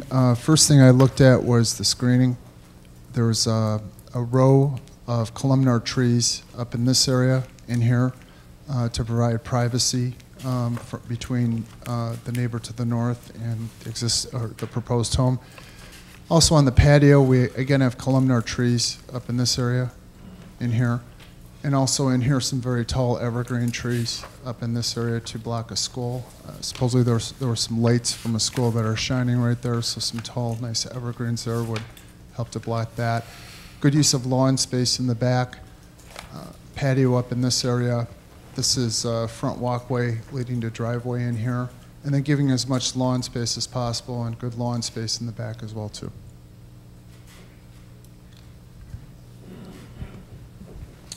We do have an engineered site plan that Bleck has put together. So we're following the existing drainage patterns of back to front and don't intend on doing any drainage on the neighboring properties. So we feel comfortable that that's going to work successfully, and the plan looks like it achieves that. So I will take any questions you may have, and thanks for listening again. Thank you. At this time, we will ask staff to present their report. Thank you. Thank you, Chairman. This property was before the Building Review Board back in 2006 for demolition and replacement. The project was approved at that time. However, the home sat vacant for about 6 years, did become a distressed property, and was removed for that reason earlier this year. The property was then purchased by the current petitioner, and a new proposal is before the Building Review Board for a new house with a new architect and new design. The proposed home before you this evening is oriented in a similar manner that the previously approved project was with respect to the garage placement and the driveway. Back in 2006, the board spent a lot of time looking at alternatives that turned the garage doors to the street, that flipped the house. I think ultimately the character of the streetscape was very important in those discussions, as well as the significant trees located on the south side of this property.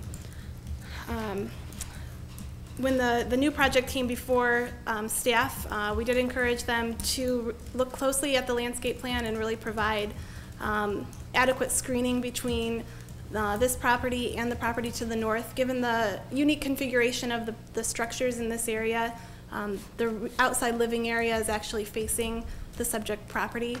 So screening is really an important aspect of this project. When staff reviewed a preliminary landscape plan, I think arborvitae were proposed along the property line, and the conditions of approval in your staff report reflect that previous plan. At that time, staff requested that the planting bed be increased to really support growth and success of those trees in that area. Since that time, the petitioner has developed a new landscape plan, a more finalized landscape plan. However, we haven't had adequate time to really review it and make sure that the concern for screening is addressed. I will say that the plant material chosen does appear to have a dense deciduous structure to it, so it would provide screening with the leaves on, of course, and the intent is to have some screening year-round with the branch structure. The condition of approval that I would suggest to replace the request to increase the planting bed is really just to ensure that the screening along the north property line works and can be installed and will survive for the long term. The petitioner did a fairly thorough job of describing the architecture. I think that the 1.5-story massing is appropriate for this structure. The elements on the house are consistent with the standards that the board reviews, and I'd be happy to answer any questions that you may have. Thank you, Megan. This time we'll take it to the board for any questions to the petitioner or to staff. I have a couple. Please. On your streetscape that's in the packet, the front elevation is quite different than the one you are showing on your front elevation page. There are 4 windows instead of 3. Yes, So that was an earlier presentation or an earlier version of the home, so we've since changed it to this, what I'm presenting tonight. Okay. So it's a separate roof mass over the more formal part of the house. Right. So we felt that this decreased the amount of roof shown to the street, and I thought the overall massing is decreased by making that adjustment. Okay. Then I still have a couple of questions about the new plan. I'm a little confused by the shutters on the garage windows. Can you elaborate on that, Yes, we please? felt that detail was important because without them, it seemed a little bare and lonely. We liked the proportion of fenestration window to wall, and without the shutters, it looked like there was too much wall space. So we felt that the shutters filled that void nicely. And that's a projecting element, so we thought that that could be different. As you notice, there's a gable form on this roof line as well, and that's the only gable essentially on the home. But we felt that those 2 roof shapes give it more character and made it a little bit more interesting and less static and predictable. So those subtle changes, we felt, gave it much more interest to that form. And we felt that since it's projecting forward by 6 feet, that was okay to make that change in treatment on the windows. Okay. And the curved wall that comes down off of that, can you comment on that? Yes, that is, I think, it's a swooping curved wall. It adds a nice privacy from the street to the driveway that is there and the garage doors. And we thought that was a nice feature that added some separation and some nice detail to the front of the house. Okay. And then on the north elevation, at what I'm guessing I would call the kitchen door. There you go. That one lonely little shutter. Right, I mean, it is a detail, not critical to the success, but I think what it does, again, there's that wall space that there, it fills it up nicely. We thought it was a nice touch. Okay. I think that's all I have at the moment. Well, I like that swooping wall and the little bit of blockade it provides for the garage area. Have you figured the turning radius of a car and getting into that first bay? We've mapped it out. It is difficult, but we've mapped it out. The smaller car is going to go there, and we felt comfortable that the small car would work fine there. So we did map it out and did the test. Okay. And then could you tell me what the siding material is on the dormers? The sides of Stucco. It's stucco, okay. Yes. And then you said they were barrel and they're copper on the? Yes, the barrel vaulted, there's a couple of different, there's some shed dormers on the side elevation here. Those roof lines are shingled, Right, but these are will be stuck. Stucco with wood faces, Right, stucco on the sides, okay. copper on the roof. Little crown detail between the wood and the wood fascia and the roof. Small crown. All right, thank you.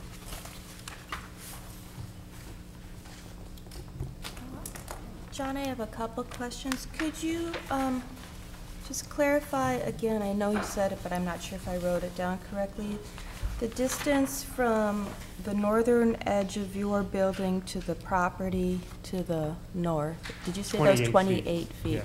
So in total, you have the 28 feet to their property line, and they have 36 feet to the end of to the beginning of their house, is what the drawing says. So that's about 64 feet from your first floor line, or your first floor exterior wall to the Yes, rear of the property to the I think north. that's right. I'm not quite sure what the distance between. It says 36 feet. Okay. Okay. That So sounds you right. said 28, though, from your proposed home to the property line. Okay. Exactly. So if you had their setback, distance, whatever that is, 36. Okay, and then can you tell me, going to the placement of the home on the site, I noticed that the homes flanking it, although one is, a corner yard, one is 47 feet from Green Bay and the other one is like, I think 42, and yours is about 40. So you're a little further towards Green Bay. Can you explain why you located it such? Yes, absolutely. We do have a lot of trees back here, and so most of the home is set back further than the adjacent homes. This is the predominant, the widest frontage of the home there. So that is set back further. This wall, however, is 40 feet. This is 44, like you said, this one's 42. So we're 2 feet here in front of this. But we felt that we didn't want to push it any further back. There are lots of trees there. We're trying to preserve as many as we can. So that was the logic behind that placement. Okay. I just have a couple questions. Now, I guess from what Megan said, the columnar trees they're a deciduous tree, then they're not an evergreen. Right. Okay. We made a change to, we looked very much at columnar arborvitaes, but we found through further study that up against the fence line, those don't grow against the fence. They get very bald and bare. Mm-hmm. So we felt the columnar maple with just the trunk at the fence line with the canopy of the fence line was a much better solution. However, summertime, fall, it's great. Winter, the leaves are gone, but there's a lot of branch structure that we felt they are closely spaced. It's almost going to be a wall of branch and tree, so I think it'd be quite elegant. And actually, I think a better solution than the arbors, because the arbors kind of come to a point and they air out, while these, I think, will have a nice density to them. So I think it's going to be a really nice solution. And you're keeping the 7-foot stockade fence, is that on Right, the property? correct. Okay. And then, going to the west elevation, Maddie brought up the swooping wall. So I just noticed, do you have some kind of cap on top of that wall? Well, right now it's going to be stucco. You know, I've thought about stone on the top, but I haven't decided for sure whether it's going to be a stone cap on it. I think it's going to be all stucco. Okay. And what is in the gable portion, you're showing what looks like a vent. Is that a vent, or is that just like a reveal in the It's a stucco? reveal. It's a reveal, yeah. And do you have a detailing for the ridge cap? Because at the main body of the house, you have wood shingles, and then it goes to a flat roof. So what kind of detail? It's a copper flashing around the ridge line. I think that was it. Thanks. I have a question for you. The wall and the driveway entrance into the swing around area to the north, what is the reasonings for that? You've got this separate little, you're narrowing the entrance into the turnaround section. We like the separation and the visual separation that it offers between, say there is a car parked there or something in the driveway at the house. So it does offer some screening there. Okay. And we did like the detail of it. I think it was a nice design element. Okay. That adds to the architecture. So, and were you just decide to put a stone cap on the slope of the house, you'd do the same thing on that? Right, it would match both sides. Okay. Thank you.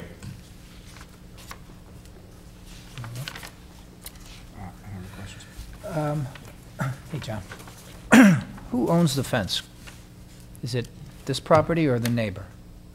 It's the neighbor. How old is that fence? The fence has been there since we bought the property in 1977. Okay. Not that what is current there, but we have replaced it several times. And John, you're proposing, or Mariani's proposing to have Boston ivy and hydrangea climbing against the neighbor's fence? Right. And you said the distance from the house to the property line is 28 feet? Yes. And how much space is there between where the driveway ends and where the fence and the landscape? I think I'm showing 2 feet, but we're probably going to expand that. You're probably going to need 3. Yeah, or, yeah. Right? Expand it. So you're talking about a 25-foot width driveway? Right. Length driveway. Mm-hmm.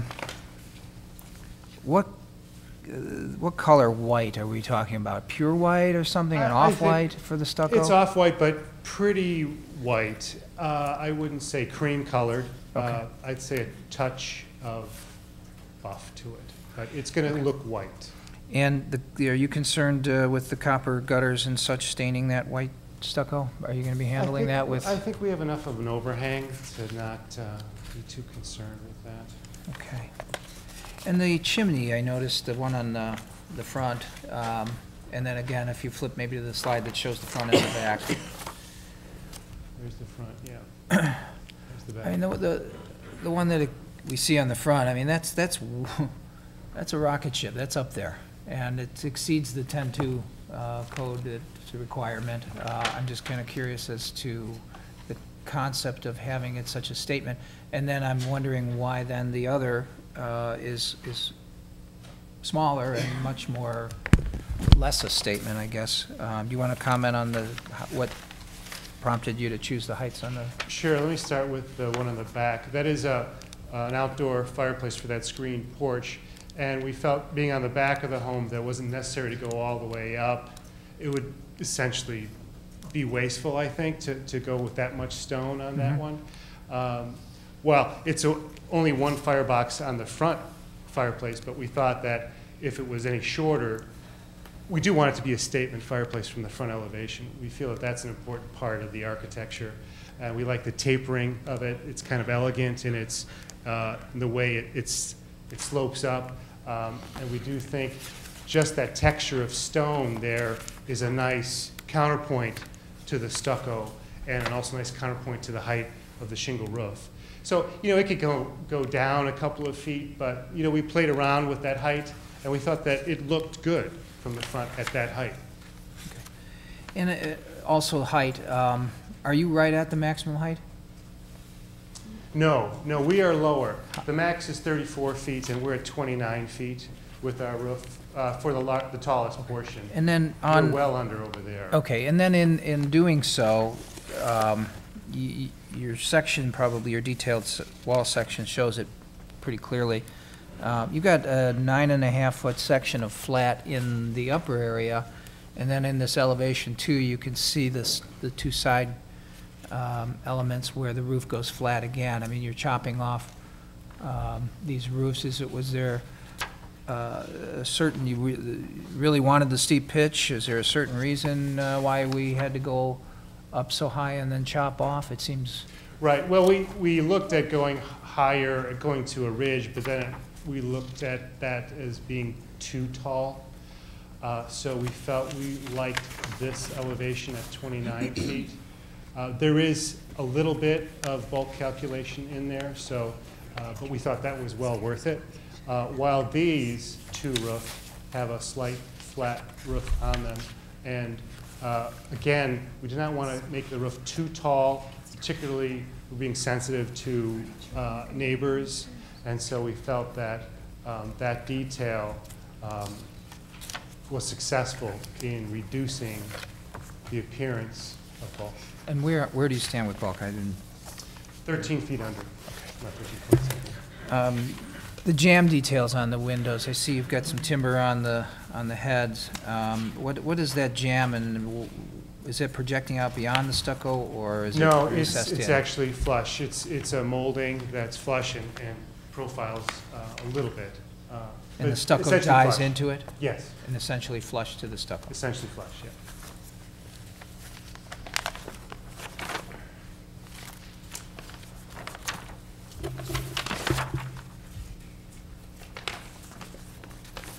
That's all my questions. Thank you.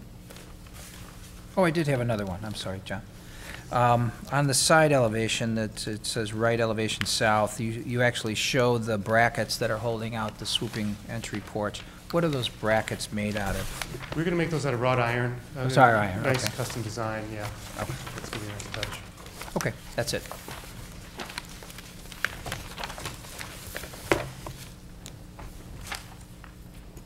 Thank you. Any further questions from the board? Hearing none.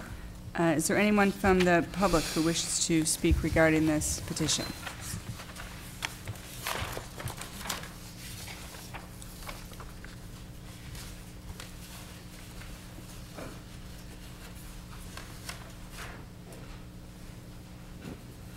Please step forward and use the podium. Thank you. I'm Nancy Bolton, and I am the neighbor to the north. I gave you, hopefully you have a handout, which we prepared, my husband and I. And I want to say, looking at the plans, I'm very pleased with what is going in next door to our home. However, as we have stated in our letter, we're not pleased with the location of the garages facing our backyard. Our privacy is very important to us, and you can see by the photos that were included, our home is oriented to the south with our patio and quiet backyard space. Our kitchen, our family room, our dining room, and one of our bedrooms all face south. So not only is this a privacy issue for our backyard, but it's also a privacy issue for our home. So the garages being, and the driveway being an area that is a very active area with cars going in and out and noises and so on, all of that would be projected into our backyard quiet garden space. I happen to be an avid gardener since I've retired from School District 67. And as you can see in those photographs, I have a 4-foot perennial border along the fence line, which I would love to continue to enjoy. We also have our patio that is facing this area.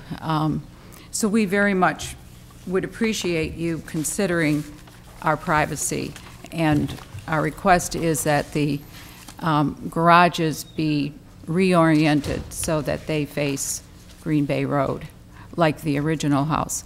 I've included some photographs of the original house. You can see how unobtrusive it was, and how it really just nestled into that piece of property. So any consideration you could give to having the garages repositioned, we would greatly appreciate. The other thing is, we did a little survey, looked at corner lots in Whispering Oaks, and there is not one corner lot where there is a 3-car garage mass facing somebody's backyard. I think the people who originally laid out Whispering Oaks were very careful to preserve people's private yards. I know corner lots do have side yards looking into people's backyards, but not a 3-car garage. So again, we would certainly appreciate you giving consideration to repositioning those garage doors. Do you have any questions for me? I think we're good. Thank you, Ms. Bolton. Is there anyone else from the public who wishes to comment on this petition? Hearing none. Would the petitioner care to comment at this point?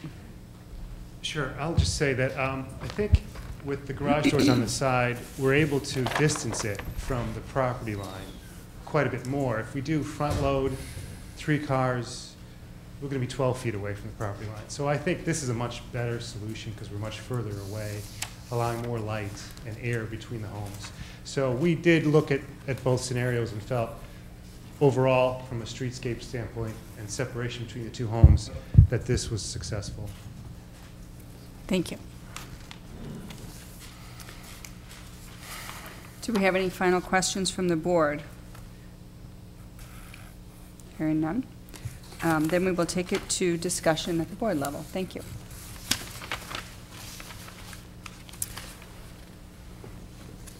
Who would care to begin? I'll go.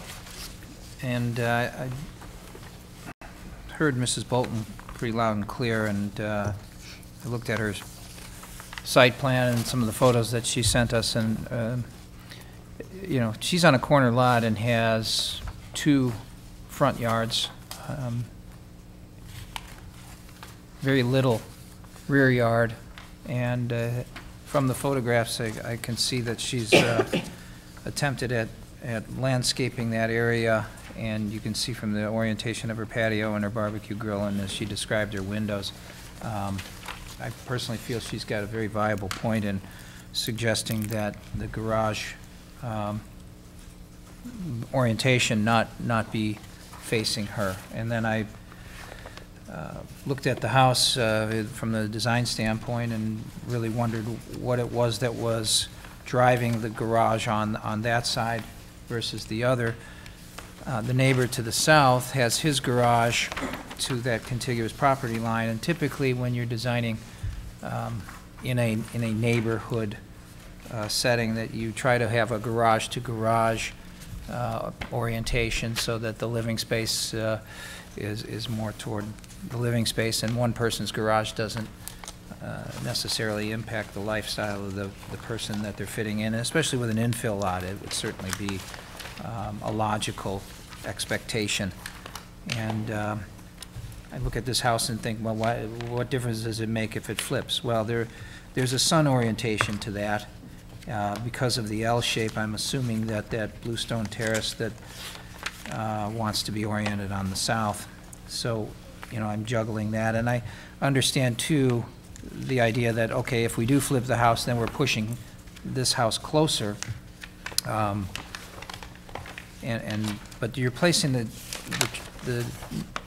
negative, the cars, the sounds, the the coming and going, so at least you're putting that someplace that's more contiguous to a similar driveway situation. And also, because this house is designed with that offset, you're really only seeing the great room and another dozen feet or so of the house, so you're not placing the entire extent of the house against that 12 yards setback on that north end property line. And given too that the one-story style of house and that scale, I think it's more appropriate to flip this house, in my opinion. There's a few design elements that I'd like to comment on, but I'd like to hear the board's discuss the idea of flipping this house.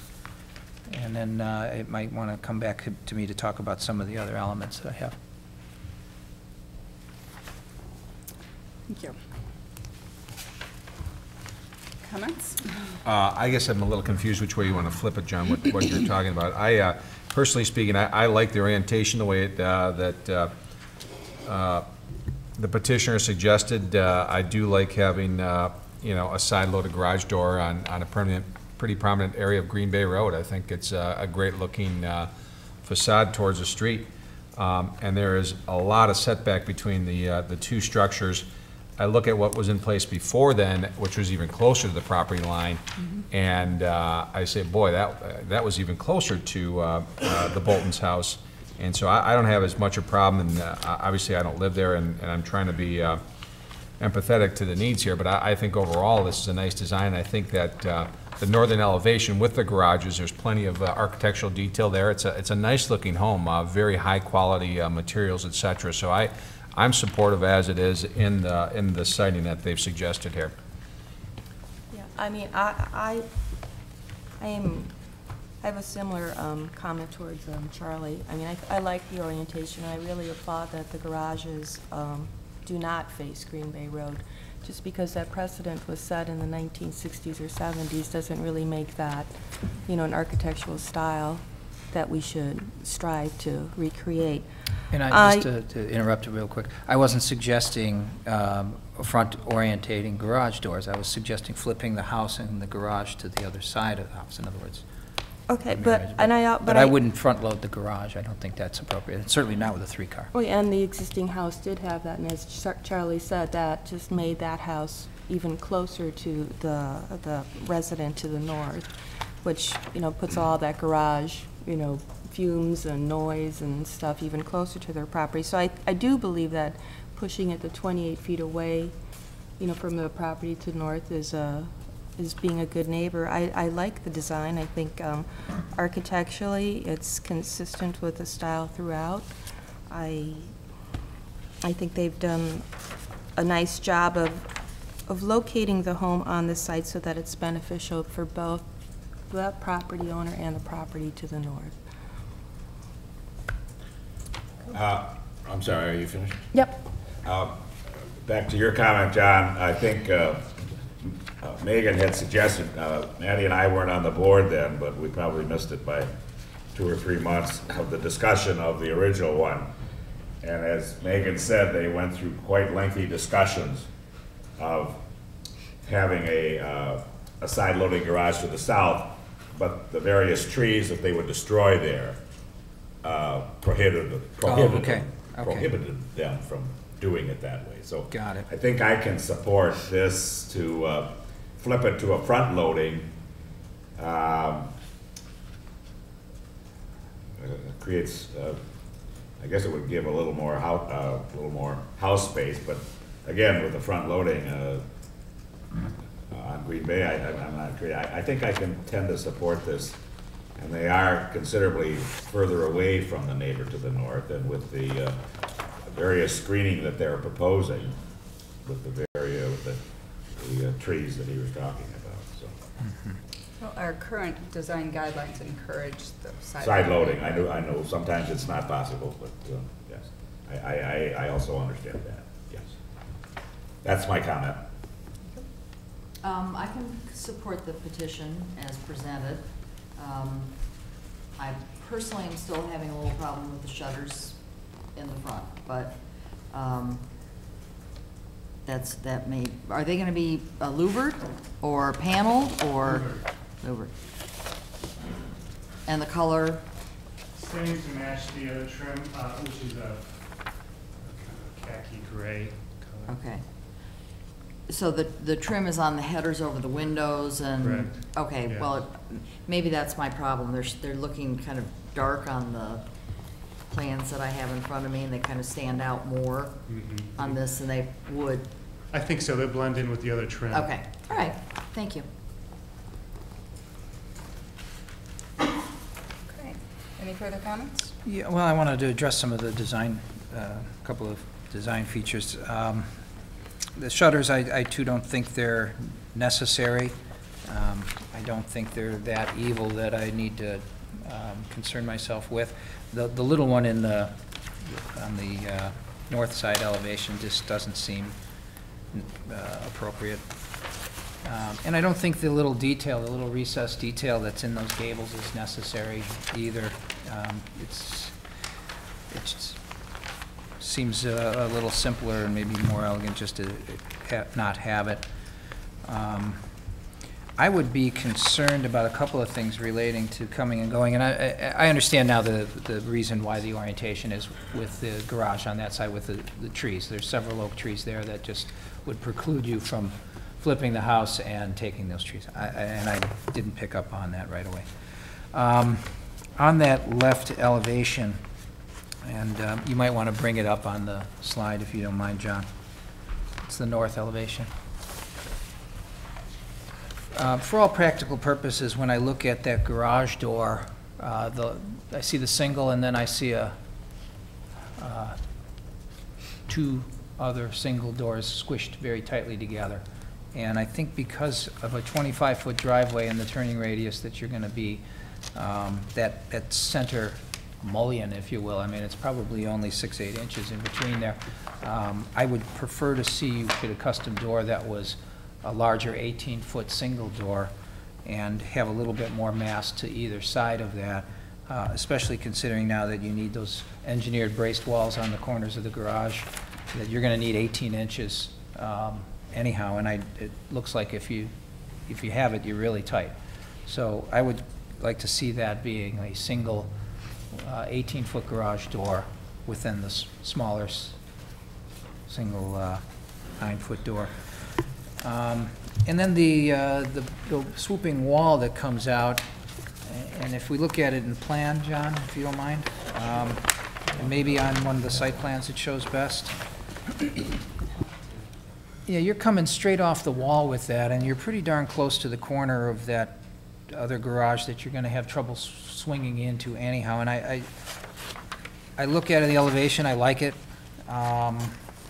Could it be taken off? Sure, still going to be a nice house. Or can it be pulled out and have it turn the corner and give yourself a couple of feet there so that the front of the car doesn't crunch into it all the time? So I would recommend you consider coming out a couple, 3 feet and then making a 90-degree turn and giving a little bit of elbow room to that tight turning radius.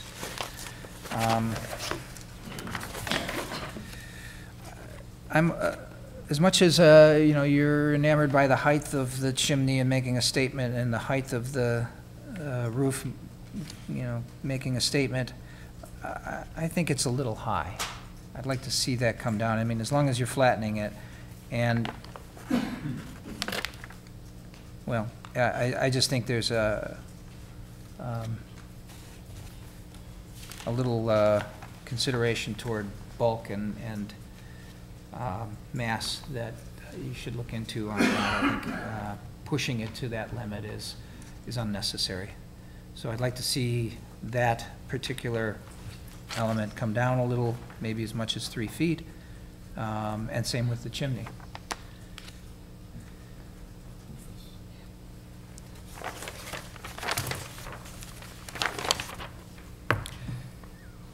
That's all. Thank you. Otherwise, I like it. It's very nice. The use of material is great. Landscape plan is wonderful. Any further discussion? So is that then just a recommendation then for staff to review, that you would like those elements to be lowered? I feel pretty strongly. I'd like to hear what the other board feels about it. Normally, we do, I've heard this board debate for quite a while on a little bit of height here and there, and I just think this is excessive. So I think Unnecessarily excessive, I guess I should say. The shutters, that's a recommendation to reconsider them. You've heard a couple of board members say they're confused or don't feel they're necessary. I don't think they're necessary. I'd be willing to leave that up to the petitioner, but I think we should have a discussion about the height. Thank you. Okay, comments? Yes, John, there are some certain rules, I don't know them, you probably do, of chimney, relation to chimney height versus roof height. It far exceeds and, the... and this is not fire, it's mostly trapping of fumes and things like that. It's the function of it drawing Right, and not being right, eddied yeah. by the... So I don't know how much lower he can go, obviously a little bit, but he's an architect, he should know that. I feel, if I just sketch over, if I lower that ridge line down 3 feet, to me it starts to make that proportion look a little squat. So I'm not too comfortable recommending to the architect that he changes the design at this point for myself, because I think he's probably gone through it proportionally. He likes the way it looks, and to my eye, I think it works fine, because it is really receding away from us. The way that, you're looking at an elevation, that's not the way it's going to be perceived. So I just think we need to have consensus. Either it's going to be lowered or stay as is, because that's a big change to have somebody take it down 3 feet. I have no problem with the height as the chimney or the house as proposed. I think it looks very nice, actually. And the shutters, I was questioning them as well until I heard the relief, and then when I looked at the facade without those shutters, I think it is kind of a little plain Jane, if you will. So I've actually become a proponent of the shutters now after hearing the explanation. Okay. Yeah, I also am comfortable with the current height as proposed. So. I am too. I can support it. I would ask the petitioner to study it, and if he chooses to move it, then... Fair enough. Any further discussion? Okay. Steuart has been so kind before. Would anyone else care to make a motion regarding this petition? I'll give it a try. Yeah. I move that we approve the petition for the new structure at 775 South Green Bay Road as presented, and with the staff recommendations that are in our packet should be taken into consideration, and that we just ask the architect and petitioner to maybe look at the height of the chimney, but it's not a deal breaker. And I think the landscape plan has to be and approve the landscape plan as presented. I think it's lovely. Approved as presented, or staff has some concerns over the landscape plan, is that correct? They haven't finished reviewing it. Okay. Yes, and the Your condition pending could your be- review Right. of the plans that were submitted to us tonight. That was right. Yeah.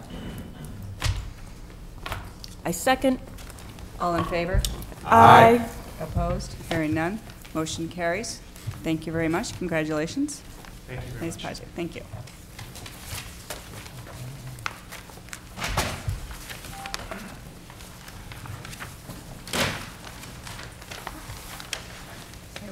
We will wait for our other board member to join us, but I can announce our next item on the agenda. The next item on the agenda is a new commercial petition. This item is on our agenda for information only. It is a request for approval of storefront alterations, signage, awnings, and outdoor seating and associated improvements at 950 Northwestern Avenue. The owner is Westwood Square LLC. The proposed businesses are Westwood Bistro, and 950 Whiskey Bar. Their representative is Ted Buffett and Associates.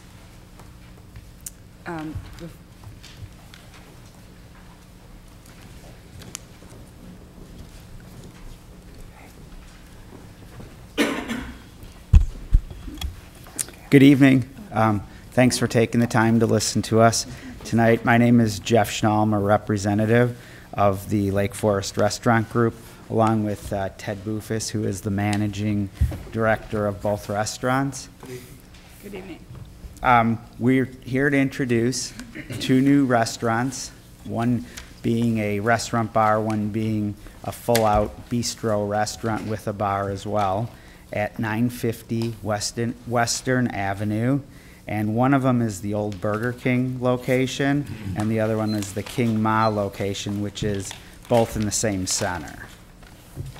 Our plans are to open in the Burger King space is a restaurant called the Westwood Bistro, and in the King Ma space would be the 950 Whiskey Bar. Our goal, number one, is we're very conscious of the neighbors surrounding, and we know that not always, we have to take that into account for noise and parking and traffic. And this location, which we have been looking for locations for quite a long time, fits perfect into the area because of all of the parking that is associated with this building. And everybody knows that parking in Lake Forest is at a premium, especially in the commercial areas. And this one has its own parking lot to the north. It has an underground parking garage with 60 spaces, and it also has all the municipal parking to the east, just on the other side of the railroad tracks.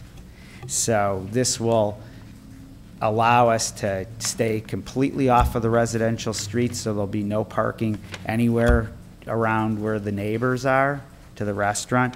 And the back part of the restaurant, which is to the west, is really where the only residential area is, directly next to the building. And that is not a commercial, it's not the frontage of the building, it's only the back where everybody else does loading and unloading, which has been there since the 1980s. So we're not really changing anything by coming in there, and it was a Burger King restaurant prior to us, and we're going to be far, far more upscale with customers and taking care of the building and business than Burger King was. And as far as the front space, which is the 950 Whiskey Bar, we have a street and the railroad tracks, and really no neighbors to compete with other than commercial tenants in the same building that we're going to be occupying. We are also seeking to have outside seating for the Westwood Bistro, which would be on a little strip of land that is existing right now in the property, and it would be, all noise would be blocked by the building, and that's the reason why we chose to put it there. And this way there won't be any noise levels that will go into the neighbors' yards, because we have a screening from the building and the parking garage to the south of it. So you won't have, it's all surrounded by building. So that was our intention when putting this outside seating in that area. We also are going to have, in the evenings on the busy nights, we're going to have valet parking, so the customers can drive right up and we can just take their cars and put them in the underground garage or to the municipal parking lot on the other side of the tracks if need be. We're going to test it out and see how the parking arrangements are once we're into the building, and see how busy it really is, if we really need to have the valet, but we would have it if need be. Ted also is an owner of a current restaurant in the Lake Bluff area called Grill Number 43 on 176 in Waukegan, and he has a very successful venture going there, and he does have valet parking in that location because it is very busy, and he's able, he's required it because of the size of the lot that he has there. This being far greater parking than what he currently has. We open up, our daily hours will be from 11 o'clock on this is on Westwood Bistro, would be starting at 11 a.m. and we would be going until 10 o'clock on Sunday through Wednesday, and on Thursday through Saturday, we'd be 11 a.m. till midnight. And the same on the on the 950 Whiskey Bar, we would open at 11 a.m. daily and close at 11 p.m. Sunday through Wednesday.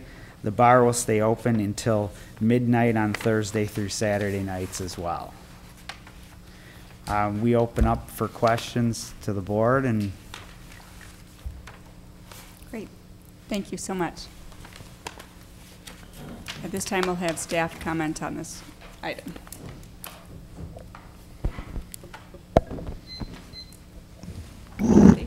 Thank you, Chairman Vignocchi. This matter is brought before you tonight for information. We're not ready at this point. We don't have enough information to make a recommendation to you. However, because this is a multi-part review process, we wanted to at least begin the discussion. We do know that some neighbors in the area, some other business owners in the area do have some questions and concerns. So we thought that in order to keep moving this forward, that we would begin the discussion with you.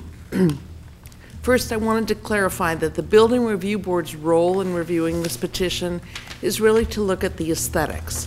What is proposed includes alterations to the storefronts, the north and the east facades of the former Burger King space, as well as the north and east facades of the former King Ma space.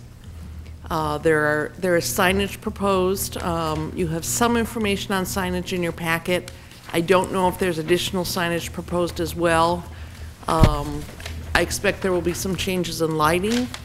As mentioned, there is an outdoor seating area proposed, so there would be some details that we would be expecting, some further details on hardscape area, any walls or any railings associated with that. So there are various aesthetic components of this project. Separate from that, the Plan Commission will need to review this and is actually scheduled to begin their review next week on December 12th. They will review this from a use aspect because this is a full-service restaurant within 150 feet of a residential zoning district. So the use considerations that I would expect the Plan Commission to be interested in would include looking at parking, not just from the standpoint of this restaurant, but looking at it from the standpoint of cumulative use of this building. This building is very unusual in our central business district in that it has underground parking. 60 spaces of underground parking is really something that no other restaurant in our central business district has as an amenity. As noted, this also has some surface parking and employee parking for this entire commercial development should currently, although I know it's not, should currently be taking place on the east side of the railroad tracks with permit parking. That's where our central business district employee parking in. Obviously, if there's empty spaces and the development isn't thriving with customers, employees can park there, but with the addition of this business, these businesses, and some other businesses that are looking at this space, we would expect that all of the spaces on this site, on Western Avenue in front of this site, and in the underground space should remain open for employees. The Plan Commission will consider noise. They'll consider circulation to and through the site. Valet parking is mentioned, so I'm sure the Plan Commission will want to look at where that occurs. The Plan Commission will look at hours. They'll look at venting on the roof. So they will look at the use aspects and consider how this use will interface with the surrounding residential neighborhoods. And often what we see with special use permits is that there are a number of conditions of approval included as part of the special use permit. I do think it will be a benefit from the Plan Commission to have you begin to ask questions, maybe observe and note what information is missing so that as they go forward, they understand the type of things you may be looking at. So not to belabor this, but I'd like to just take a minute to review the different aspects of the project. And we did only very recently get you a staff report, so I wanted to just call out some of the questions we have at this time and some of the additional information we would expect. We did just receive the plans late last week, so we haven't had an opportunity to meet again with the petitioner and to really work with their architect, perhaps their landscaper, their signage people, and to really work through some of these issues. But speaking to the storefront alterations, removal of portions of the mansard roof is proposed. Looking at Can I make a correction on that as far as the removal? We would not be removing it, we would be overlaying it and going straight up versus on an angle. So we would not be removing the mansard.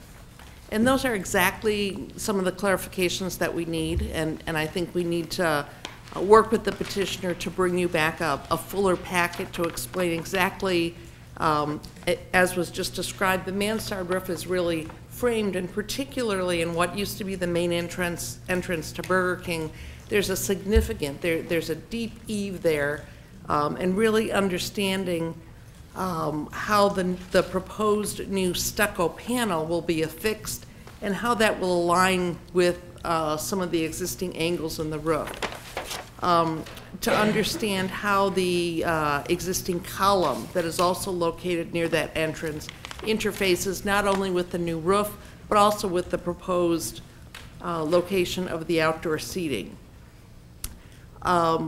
Steel canopies are proposed to give a more contemporary look to the building and to really understand how those relate to the stucco panel that's proposed and to the windows, and perhaps to look at how it also relates to the ramp that goes down to the underground garage, and understand whether or not there are some conflicts, but really to understand the detailing of the work that is proposed. I mentioned the signage. Because this building is an overall development, the signage has always been looked at comprehensively for this building. A different approach is proposed now, and these two spaces would have signage that differs from what occurs on the rest of the building. And that may be very appropriate, and it actually may bring some differentiation to the various spaces. But as you often do, it may be helpful to actually do a mock-up so that we actually can see the proposed letter size and really get a sense of how those letters will appear from different perspectives. For instance, on the east from the north elevation, on the former Burger King space, it's unclear if the lettering as proposed, the full extent of the canopy, will actually read with a background, or if some will be more difficult to read because it's so close to that eastern edge. And I think the success of this project will really depend on some of those types of details. Backlit lighting is proposed for the signage. There was some talk of monument signage, and I think we want to clarify whether any additional signage is proposed and whether any additional signage changes are proposed on the building. We do know that the Donati space, which has expanded internal to the courtyard, has also some work to do on signage and some of their window treatment. And I think if we're looking at upscale tenants in this space, we want to look at this development a bit more comprehensively. There are 2 areas of outdoor seating proposed, and those would be in addition to the interior courtyard that already exists. from the Plan Commission perspective, I think they will look at the outdoor use and look at the potential impact of that use, the hours of operation, the noise, activity it might generate. They will look at that from a neighbor perspective, but it will be appropriate for the board to consider it from an aesthetic perspective. Is it the right location? How does it relate to the parking lot? Perhaps how does it relate to some of the functional aspects of the restaurant itself? How does it relate to the entrance door? How do servers get to and from that area? And what is essentially the pedestrian circulation? It is noted that either a guardrail or a brick wall would be incorporated to screen the seating area, and really understanding the materials, the details of that, the location of that, again, how it relates to the parking lot, the sidewalk, and the ramp that goes down to the garage. There's also some seating proposed along the front of the 950 Whiskey Bar area, and it appears that that's very similar to seating at other restaurants, where it's just along the front of the building and does not encroach into the sidewalk. But to be a little more clear on that, I think the Building Review Board, it is appropriate for you to look at screening throughout the site, whether it's looking at the existing screening around the trash area, seeing if it's appropriate. The Plan Commission, on the other hand, will look to determine whether the size of that area is appropriate or whether it needs to be enlarged. Looking at the perimeter treatment of the parking lot, as well as the rooftop mechanical screening. These are areas that perhaps need to be enhanced, maybe need to be repaired. But again, if we're looking at some major changes to this area, we want to make sure that we're looking at it comprehensively. I mentioned lighting. There may be some instances where landscaping needs to be enhanced or where landscaping is added in relation to outdoor seating. And again, just to understand if there's other changes proposed to the overall building. So at this point, we are looking for questions from you.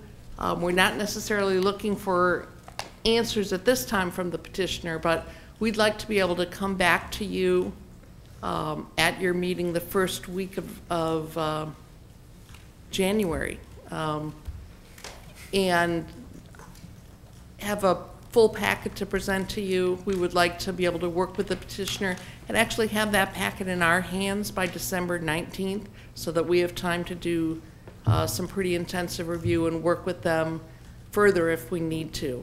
One more point of information on the special use permit is that the special use permit really gives the Plan Commission and the City Council to look at any problems that might currently exist with this site.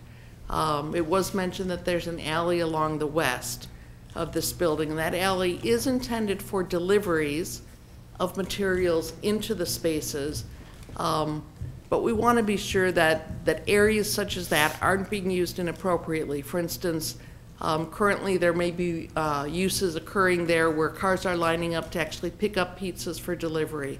And so this will give us a chance to make sure that we clarify overall how the uses are occurring on that site, especially as we look at adding a greater intensity of use. So I know this is a little different from what you usually see, but it would certainly be helpful to staff, and I think to the petitioner, to hear from you, as well as to hear comments from the neighbors as well. Excellent. Thank you, Kathy. My first question is, who is the owner of this entire building, and how is that going to play into our position? Because if you're talking, you know, we have overall signage and consistency, and if you're changing, you know, outside storefronts, et cetera. The owner is listed in your packet. Okay. And you can help me with the name. It's Tony Fox, Westwood. It's Westwood Square. Okay. Square LLC. And the owner will need to be involved in that discussion. The owner does need to be part of the special use discussion. And some of those negotiations really, I know that I have worked with the the business owners, and I know they're interested in really seeing this development overall be a high-quality development. So part of their negotiations have to be with the owner to get some of the things done that, that need to be addressed on the site. Okay. Thank you, I just have Kathy. one quick question and clarification. Obviously, a lot of neighbors, appears a lot of neighbors are here. Really doesn't do them much good to come to us and complain about like the hours of operation, et cetera, at this point. More if they have concerns of signage, et cetera, just to make sure we're all on the same page, correct? Correct. There is some overlap there, but your role is strictly aesthetic. As we talk about use, you are correct. That will happen next Wednesday night. You do have a number of pieces of correspondence in front of you. So I think you may hear some of that, but you're right to belabor that tonight. That's not really your issue, and we would welcome further discussions with staff as we prepare for the Plan Commission meeting. Thank you. Okay, so we'll open it up to the board for questions, more to staff and/or the petitioner. But I think you can clearly see from Kathy's comments what clearly, first of all, what our role is and what type of information we will expect to come before us for our consideration. So all those questions, and we do, you know, as you have sat here this evening, you can see what kind of detail level we look at and, you know, expect to be presented in a full, comprehensive architectural package. Okay, that being said, does anyone have any questions? Yes. On the Whiskey Bar proposed east elevation,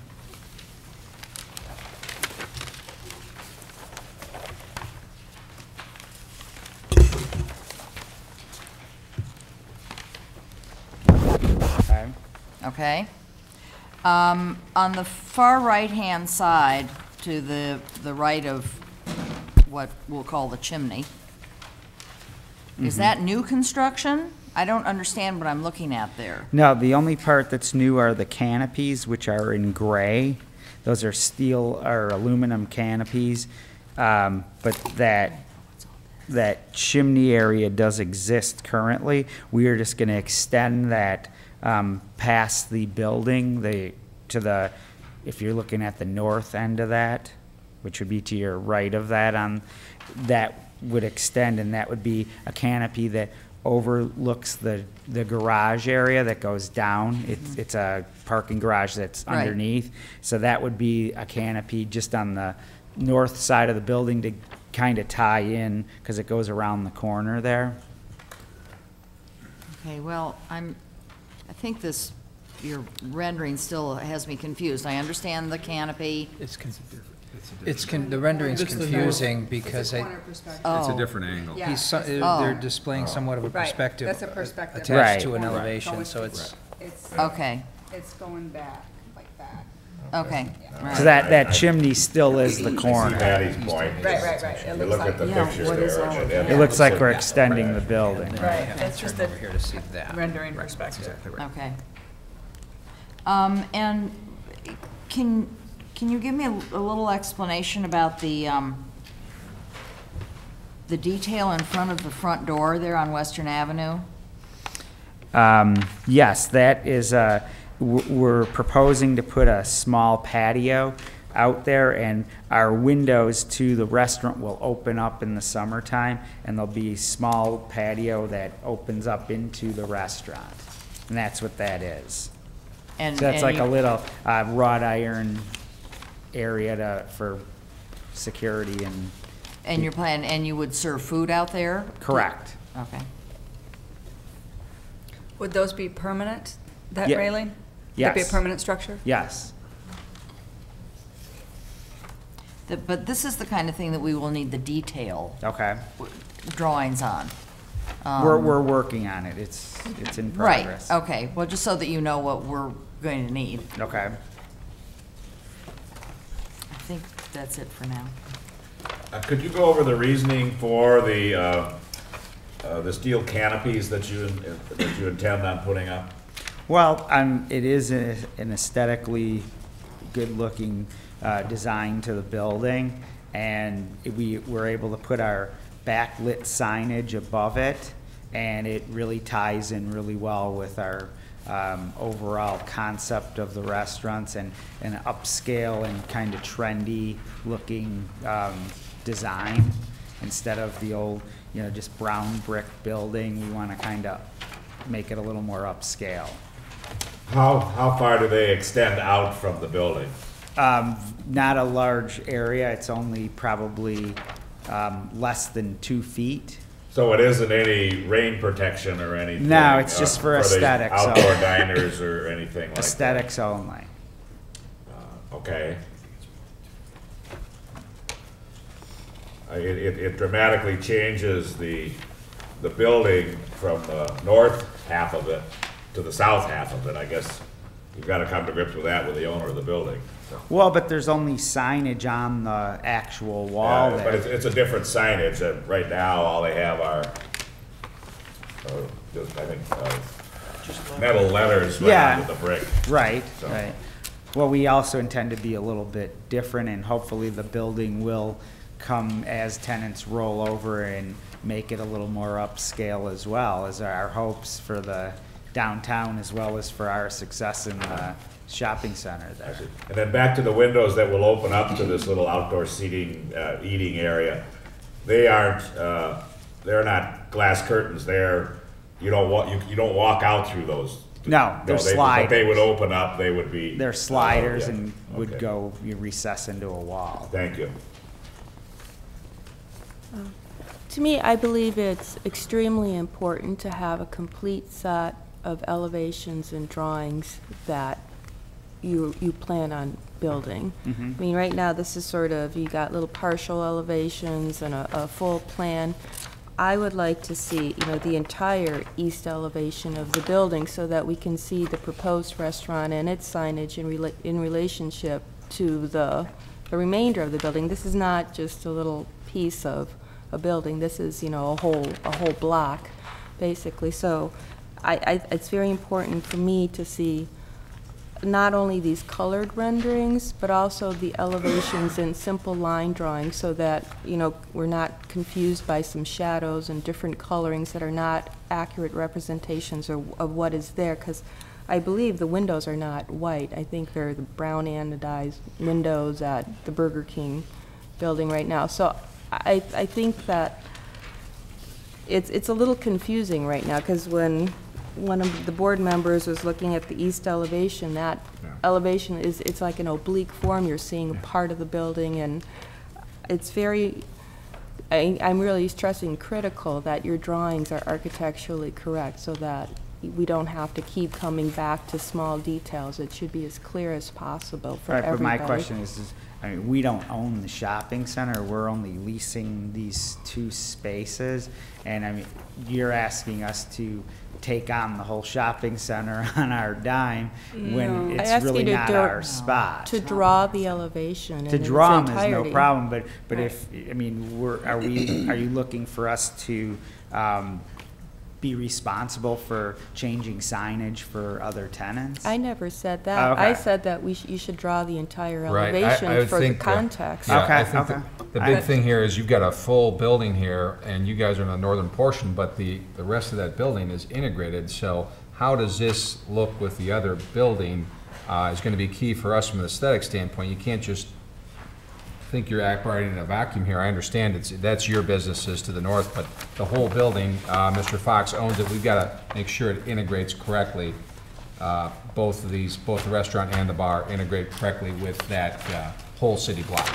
So we would be interested to see the whole picture here next time you guys come back. It's going to be important to us. Right, and if there are questions that relate to that, such as signage, then that's something that we, you know, have the right to question, and possibly, you know, that would be something you would take back to the owner of the building if they're looking to propose it. You know, we're not saying any one particular tenant has to change a whole building's anything, but that's what we're talking about, because it is under, that is one thing that is under our purview, and so that is clearly something we will look at. Okay. Which is why I asked at the beginning who was the owner. I wanted to be sure we were, you know, talking on the big picture. That's okay. Right. Thank you. Have you talked to the building owner about your plans? I mean, does he think this is a good idea? let's say we pass it. Is he Yeah, up for we've this? submitted all plans, and all construction documents when we come to that, have to be approved by him as part of our lease agreement. But you haven't had any preliminary talks with him to see what? Well, we've sent him all what we have thus far, and he was in favor of it to this point. Okay. Yeah, I would concur that what we're looking at is as clear as possible for us to understand it. And, you know, one of these elevations, there's an existing unit, a north elevation photograph that is so dark that I can't even tell what it is. And then, as somebody pointed out, the shadows and the dark brick and all that are just sort of fading away into what's making it very difficult for me to kind of really see what details there are. And then some wall section details, especially since there was some confusion about what's happening at the Burger King mansard, being something that's framed over. Well, what does that section look like? You know, slice through it so we know, you know, what that is. My concern on that one might be that it's awfully massive hanging out there.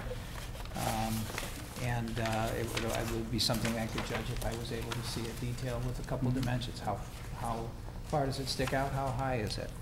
And then some of the, you know, you've got these elements keyed into this numerical ledger that suggests that something is a stained slatted wood panel. Graphically, it looks just like the brick here, so I'd like to make sure that I really understand what that is. So if there's a detail of what a wood panel is it a single panel with, is it vented so that you're hiding or screening a mechanical thing up there? What is that slatted stained wood panel, and what is an RTU screening? Painted metal fabricated RTU screening. If that's an acronym for something, I'd like to know what it is. And then what backlighting are we talking about? Is it something that's behind the letters, or something that each individual letter has its own lighting and that kind of thing? I'd like to know more clarification if you are using valet parking, and it happens to be something that goes around to the east side of the tracks. How are you guys running around? Are they going down Woodland and over, and how, you know, is that something that's conceivable, or is that something that's so awkward that they might hop the fence and jump across the tracks to go get a car or something? I don't know.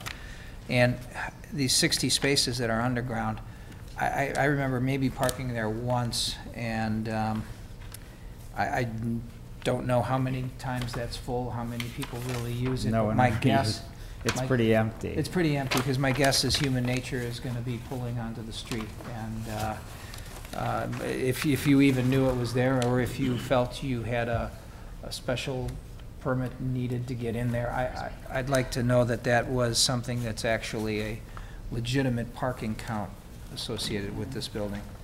And lastly, I'd like to know who drinks whiskey at 11 o'clock in the morning. I mean, that's... And then you're opening a whiskey bar at 11. Well, it's a restaurant as well. Okay. It's not our purview, but you know, I'd like to meet the person that's having whiskey at 11 in the morning. But can I also suggest that when you come back, you bring us actual samples of the materials and say whiskey. And well, that too. Well, we could bring it might make things go a little easier for you, but actual samples of the materials and the actual colors that you are proposing. Okay. That's very important to us to see things like that. And also in the mention in the staff report, landscape plan, lighting, signage, whatever information you can give us so we can fully understand all that's involved in the petition. Okay. Great. Any further questions? Great. Okay, is there anyone from the public who wishes to comment or question on this petition?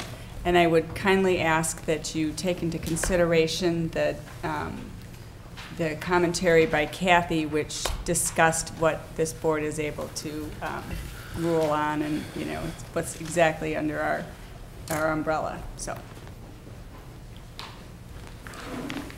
Hi, my name is Tom Luganville. I live at 933 Oakwood Avenue, which is one of the 3 properties immediately adjacent to that Westwood Square building that we're talking about. I'd like to draw the board's attention to the dividing line between that Westwood Square property and the 3 properties behind it that face Oakwood Avenue. As someone mentioned a while ago, there's an alley that goes behind Westwood Square. Along that alley, there's a concrete retaining wall, and then on top of the retaining wall, there's a fence. That fence, I would just like to observe, is in poor condition. I believe it is an aesthetic issue that is reasonably in the concern of this board. I would encourage the board to consider making that a point of focus for the future, perhaps even a condition of approval for whatever plan ultimately comes to the board, just to make sure that that fence, which is currently not quite vertical and it's missing some boards here and there, making sure that the aesthetic of that fence is to your satisfaction. Thank you. Thank you. Thank you.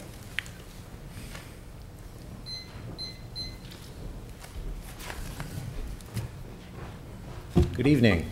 Good evening. My name is John Julian. I live at 190 Edgewood Road, which is directly across the street from this development. You'll have to bear with me, unfortunately, in trying to keep with what Kathy's concerns are and just hit you with aesthetics. There are certainly some elements that really, they're combined. I mean, for example, they will get into, even though it's not necessarily purely aesthetic, aesthetics play into it. So bear with me when I try and revise some of my comments here to make sure that they're as clear as can be. The outdoor seating, this is a great example. My opinion is there shouldn't be outdoor seating. That is an aesthetic. That's something you're looking at. The reasons for it, and I heard you throughout the night when you're dealing with other residents, you're talking about privacy, you were talking about noise, you were talking about screening. So this certainly plays into that. I have real concerns about the outdoor seating. As the police department can attest to over many years, I've lived there, as I say, my whole life. They've certainly had many, many complaints from noise from the Burger King operations. The noise flows directly across the street. The gentleman who was up here was talking about blocking the noise with the Burger King. The only neighbor he was talking about were those neighbors to the east. I live directly to the north. There's nothing in front of us. It's straight across the street, right into our homes. And obviously, if it's an outdoor seating area, which it's a certainty with outdoor seating that's houses up the street, we'll be hearing glasses clinking, plates clattering, the whole operation. Even the petitioner recognizes the noise issue when it states in its own correspondence that it believes the Burger King building serves as a sound buffer to the neighborhood. Well, it doesn't. There's no building buffering on the end of our street.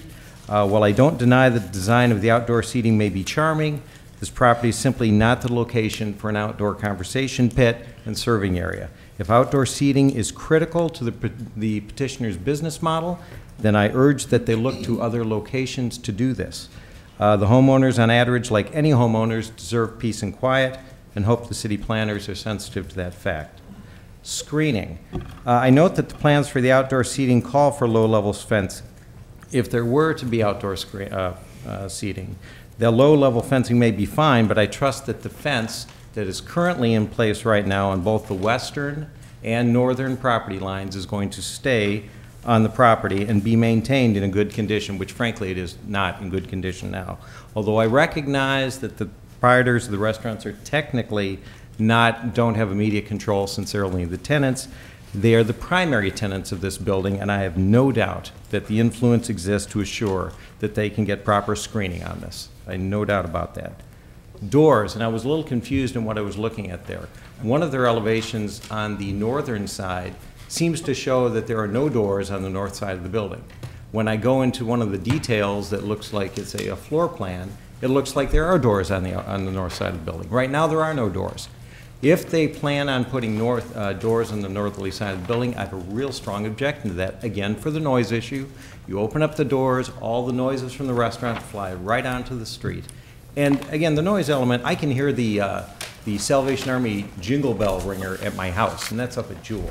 So that noise is a critical component to this.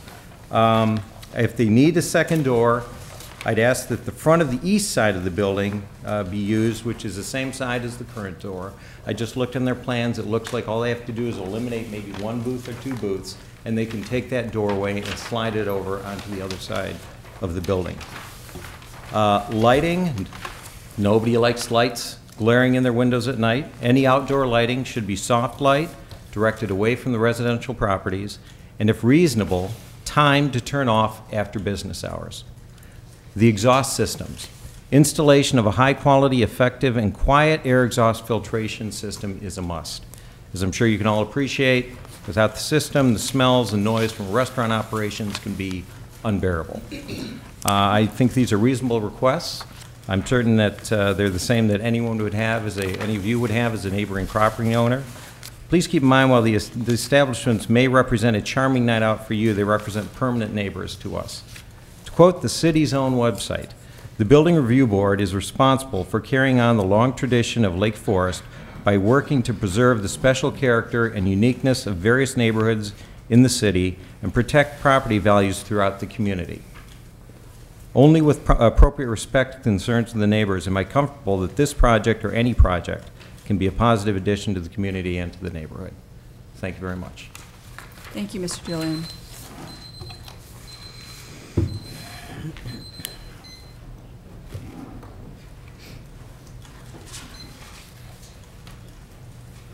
Good evening.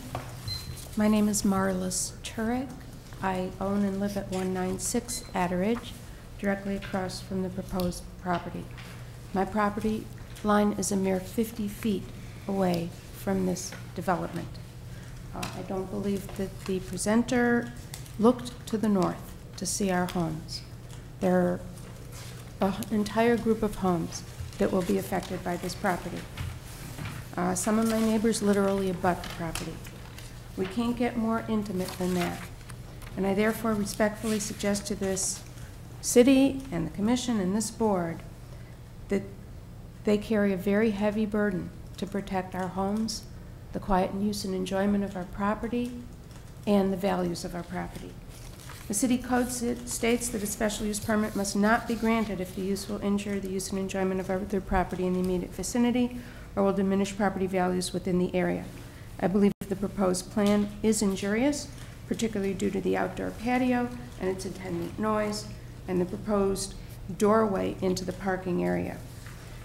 From the moment I open my windows, from the moment I step out on my front porch, anytime I'm in my front yard, my side yard, even my backyard, I can hear everything going on over there. And it doesn't end.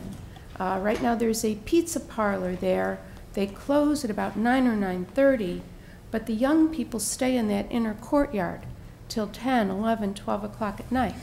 And you can hear them as far north as the Regents Row property, because every night around 9:30 or 10 I walk my little dog up that way.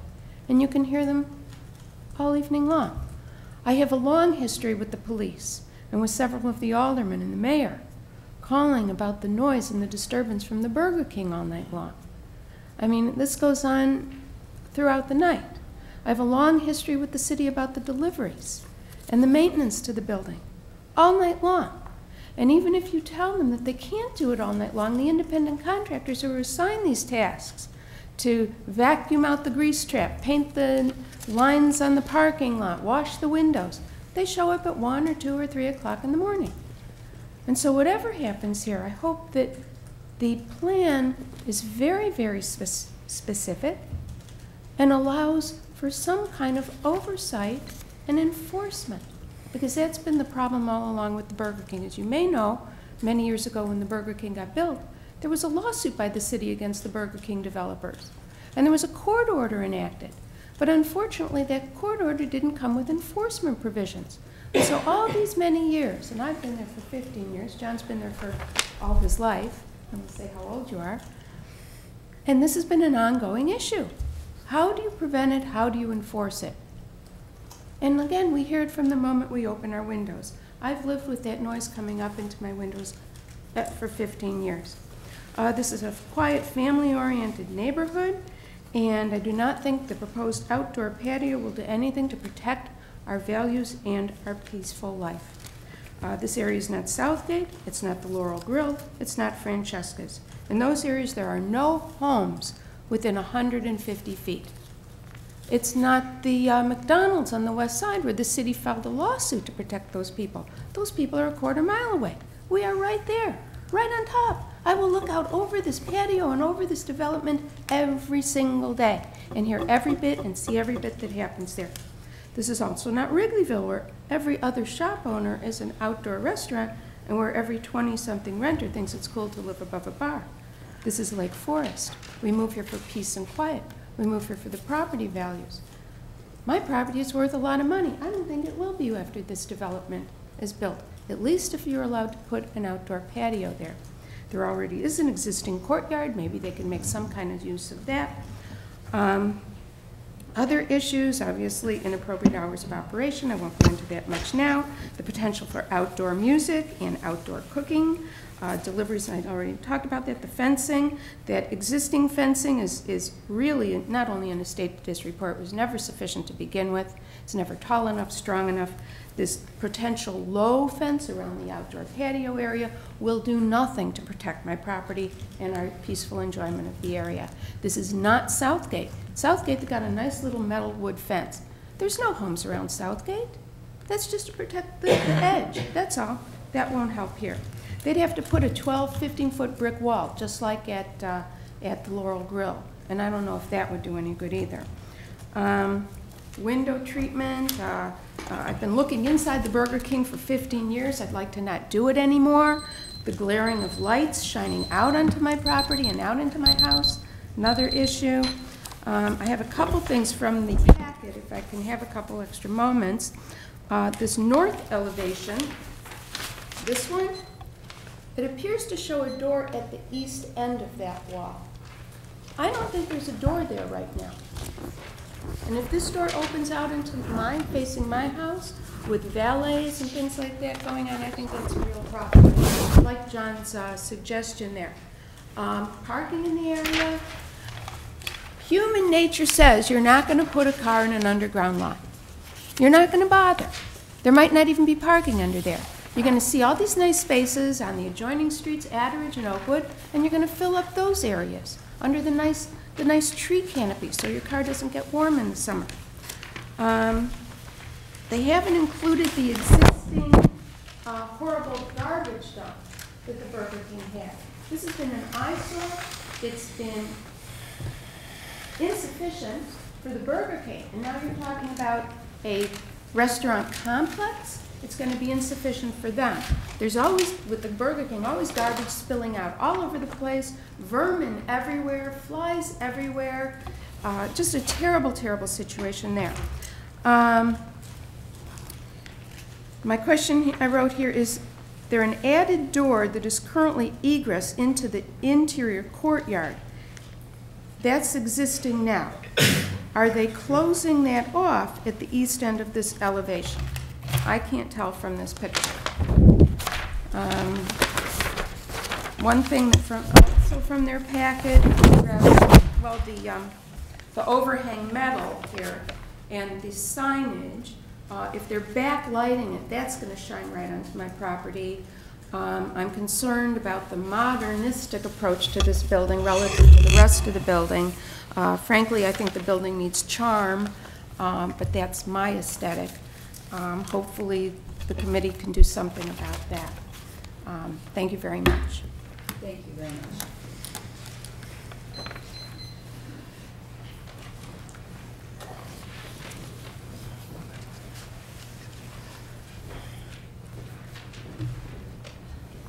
Good evening. Excuse me. My name is Nick Boyaris, and I'm at 947 North Oakwood, which is just to the west of this particular property. I've provided comments to Ms. Cerniak that probably deal mostly with the use of the building, and I will be attending the the Plan Commission meeting.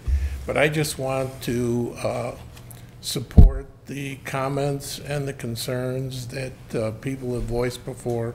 We are probably the closest neighbor to that building, and have had years of experience with delivery men and picking up of refuse and garbage. My wife did talk to a bread delivery man who decided he was going to deliver at 5 o'clock in the morning because he had a key to the back of the store. So after she spent some conversation with him, he did decide to come a little bit later.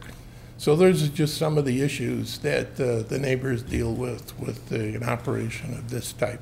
Thank you. Thank you very much. Is there anyone else from the public who wishes to speak?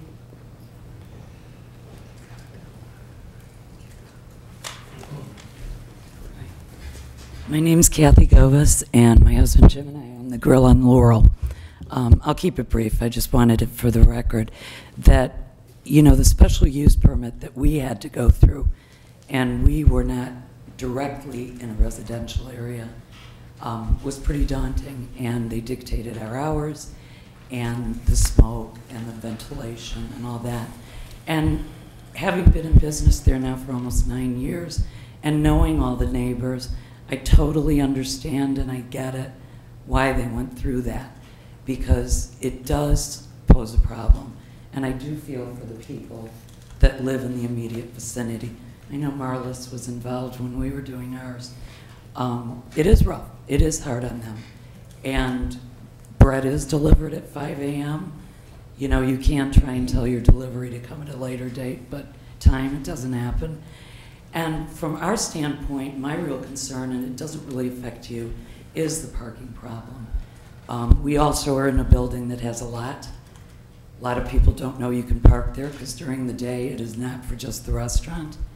So street parking was an option and a problem when we were opening up. From the aesthetic standpoint, someone mentioned that it should have a bit more of a classical or what have you look to go with the building. My only grievance with it is it greatly resembles our restaurant, and we're a half block away.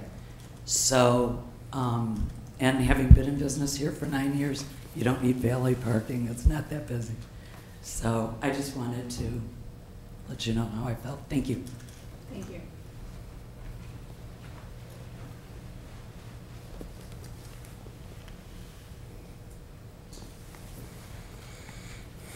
Is there anyone else from the public who wishes to speak? Okay.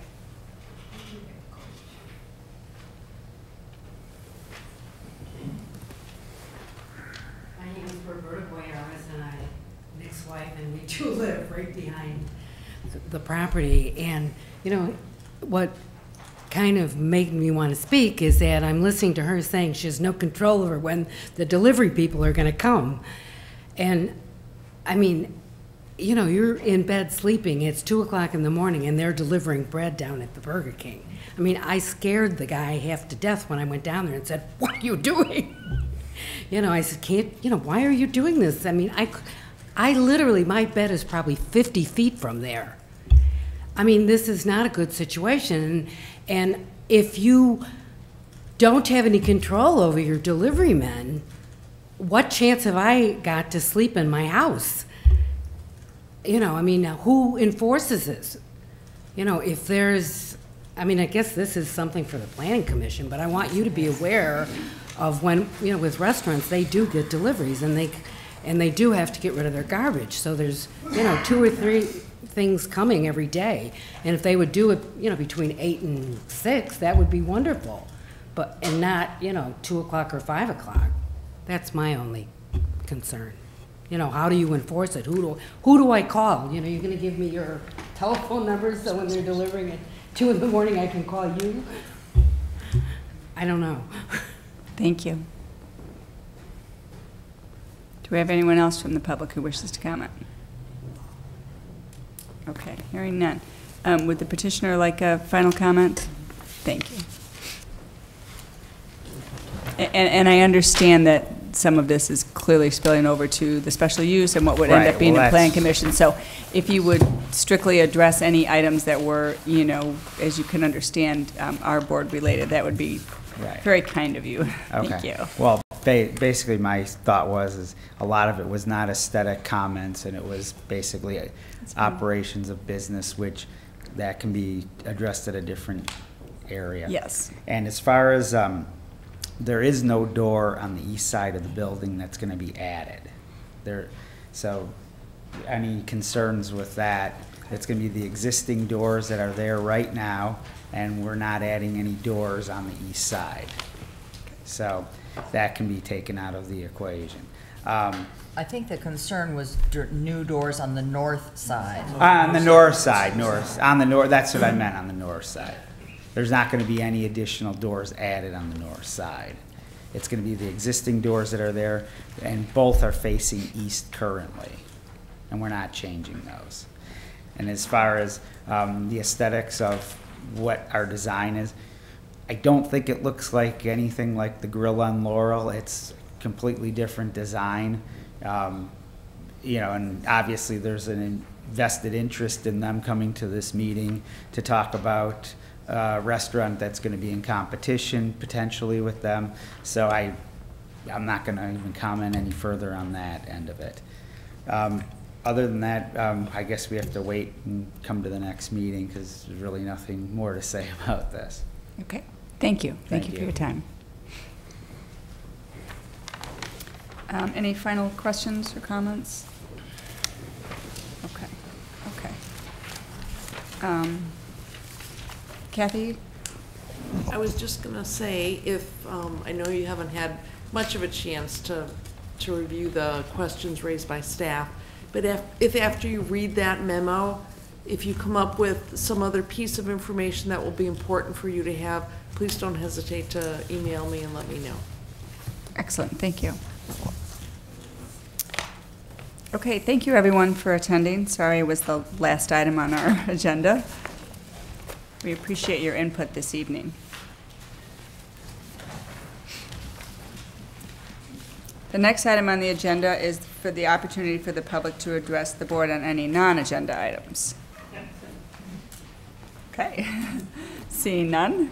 And our last item then would be any additional information from staff. And I see that we have a meeting schedule in front of us. You do. And I believe the only month for which the meeting is not on your regularly scheduled first Wednesday is your August meeting, and that was moved because of Lake Forest Day.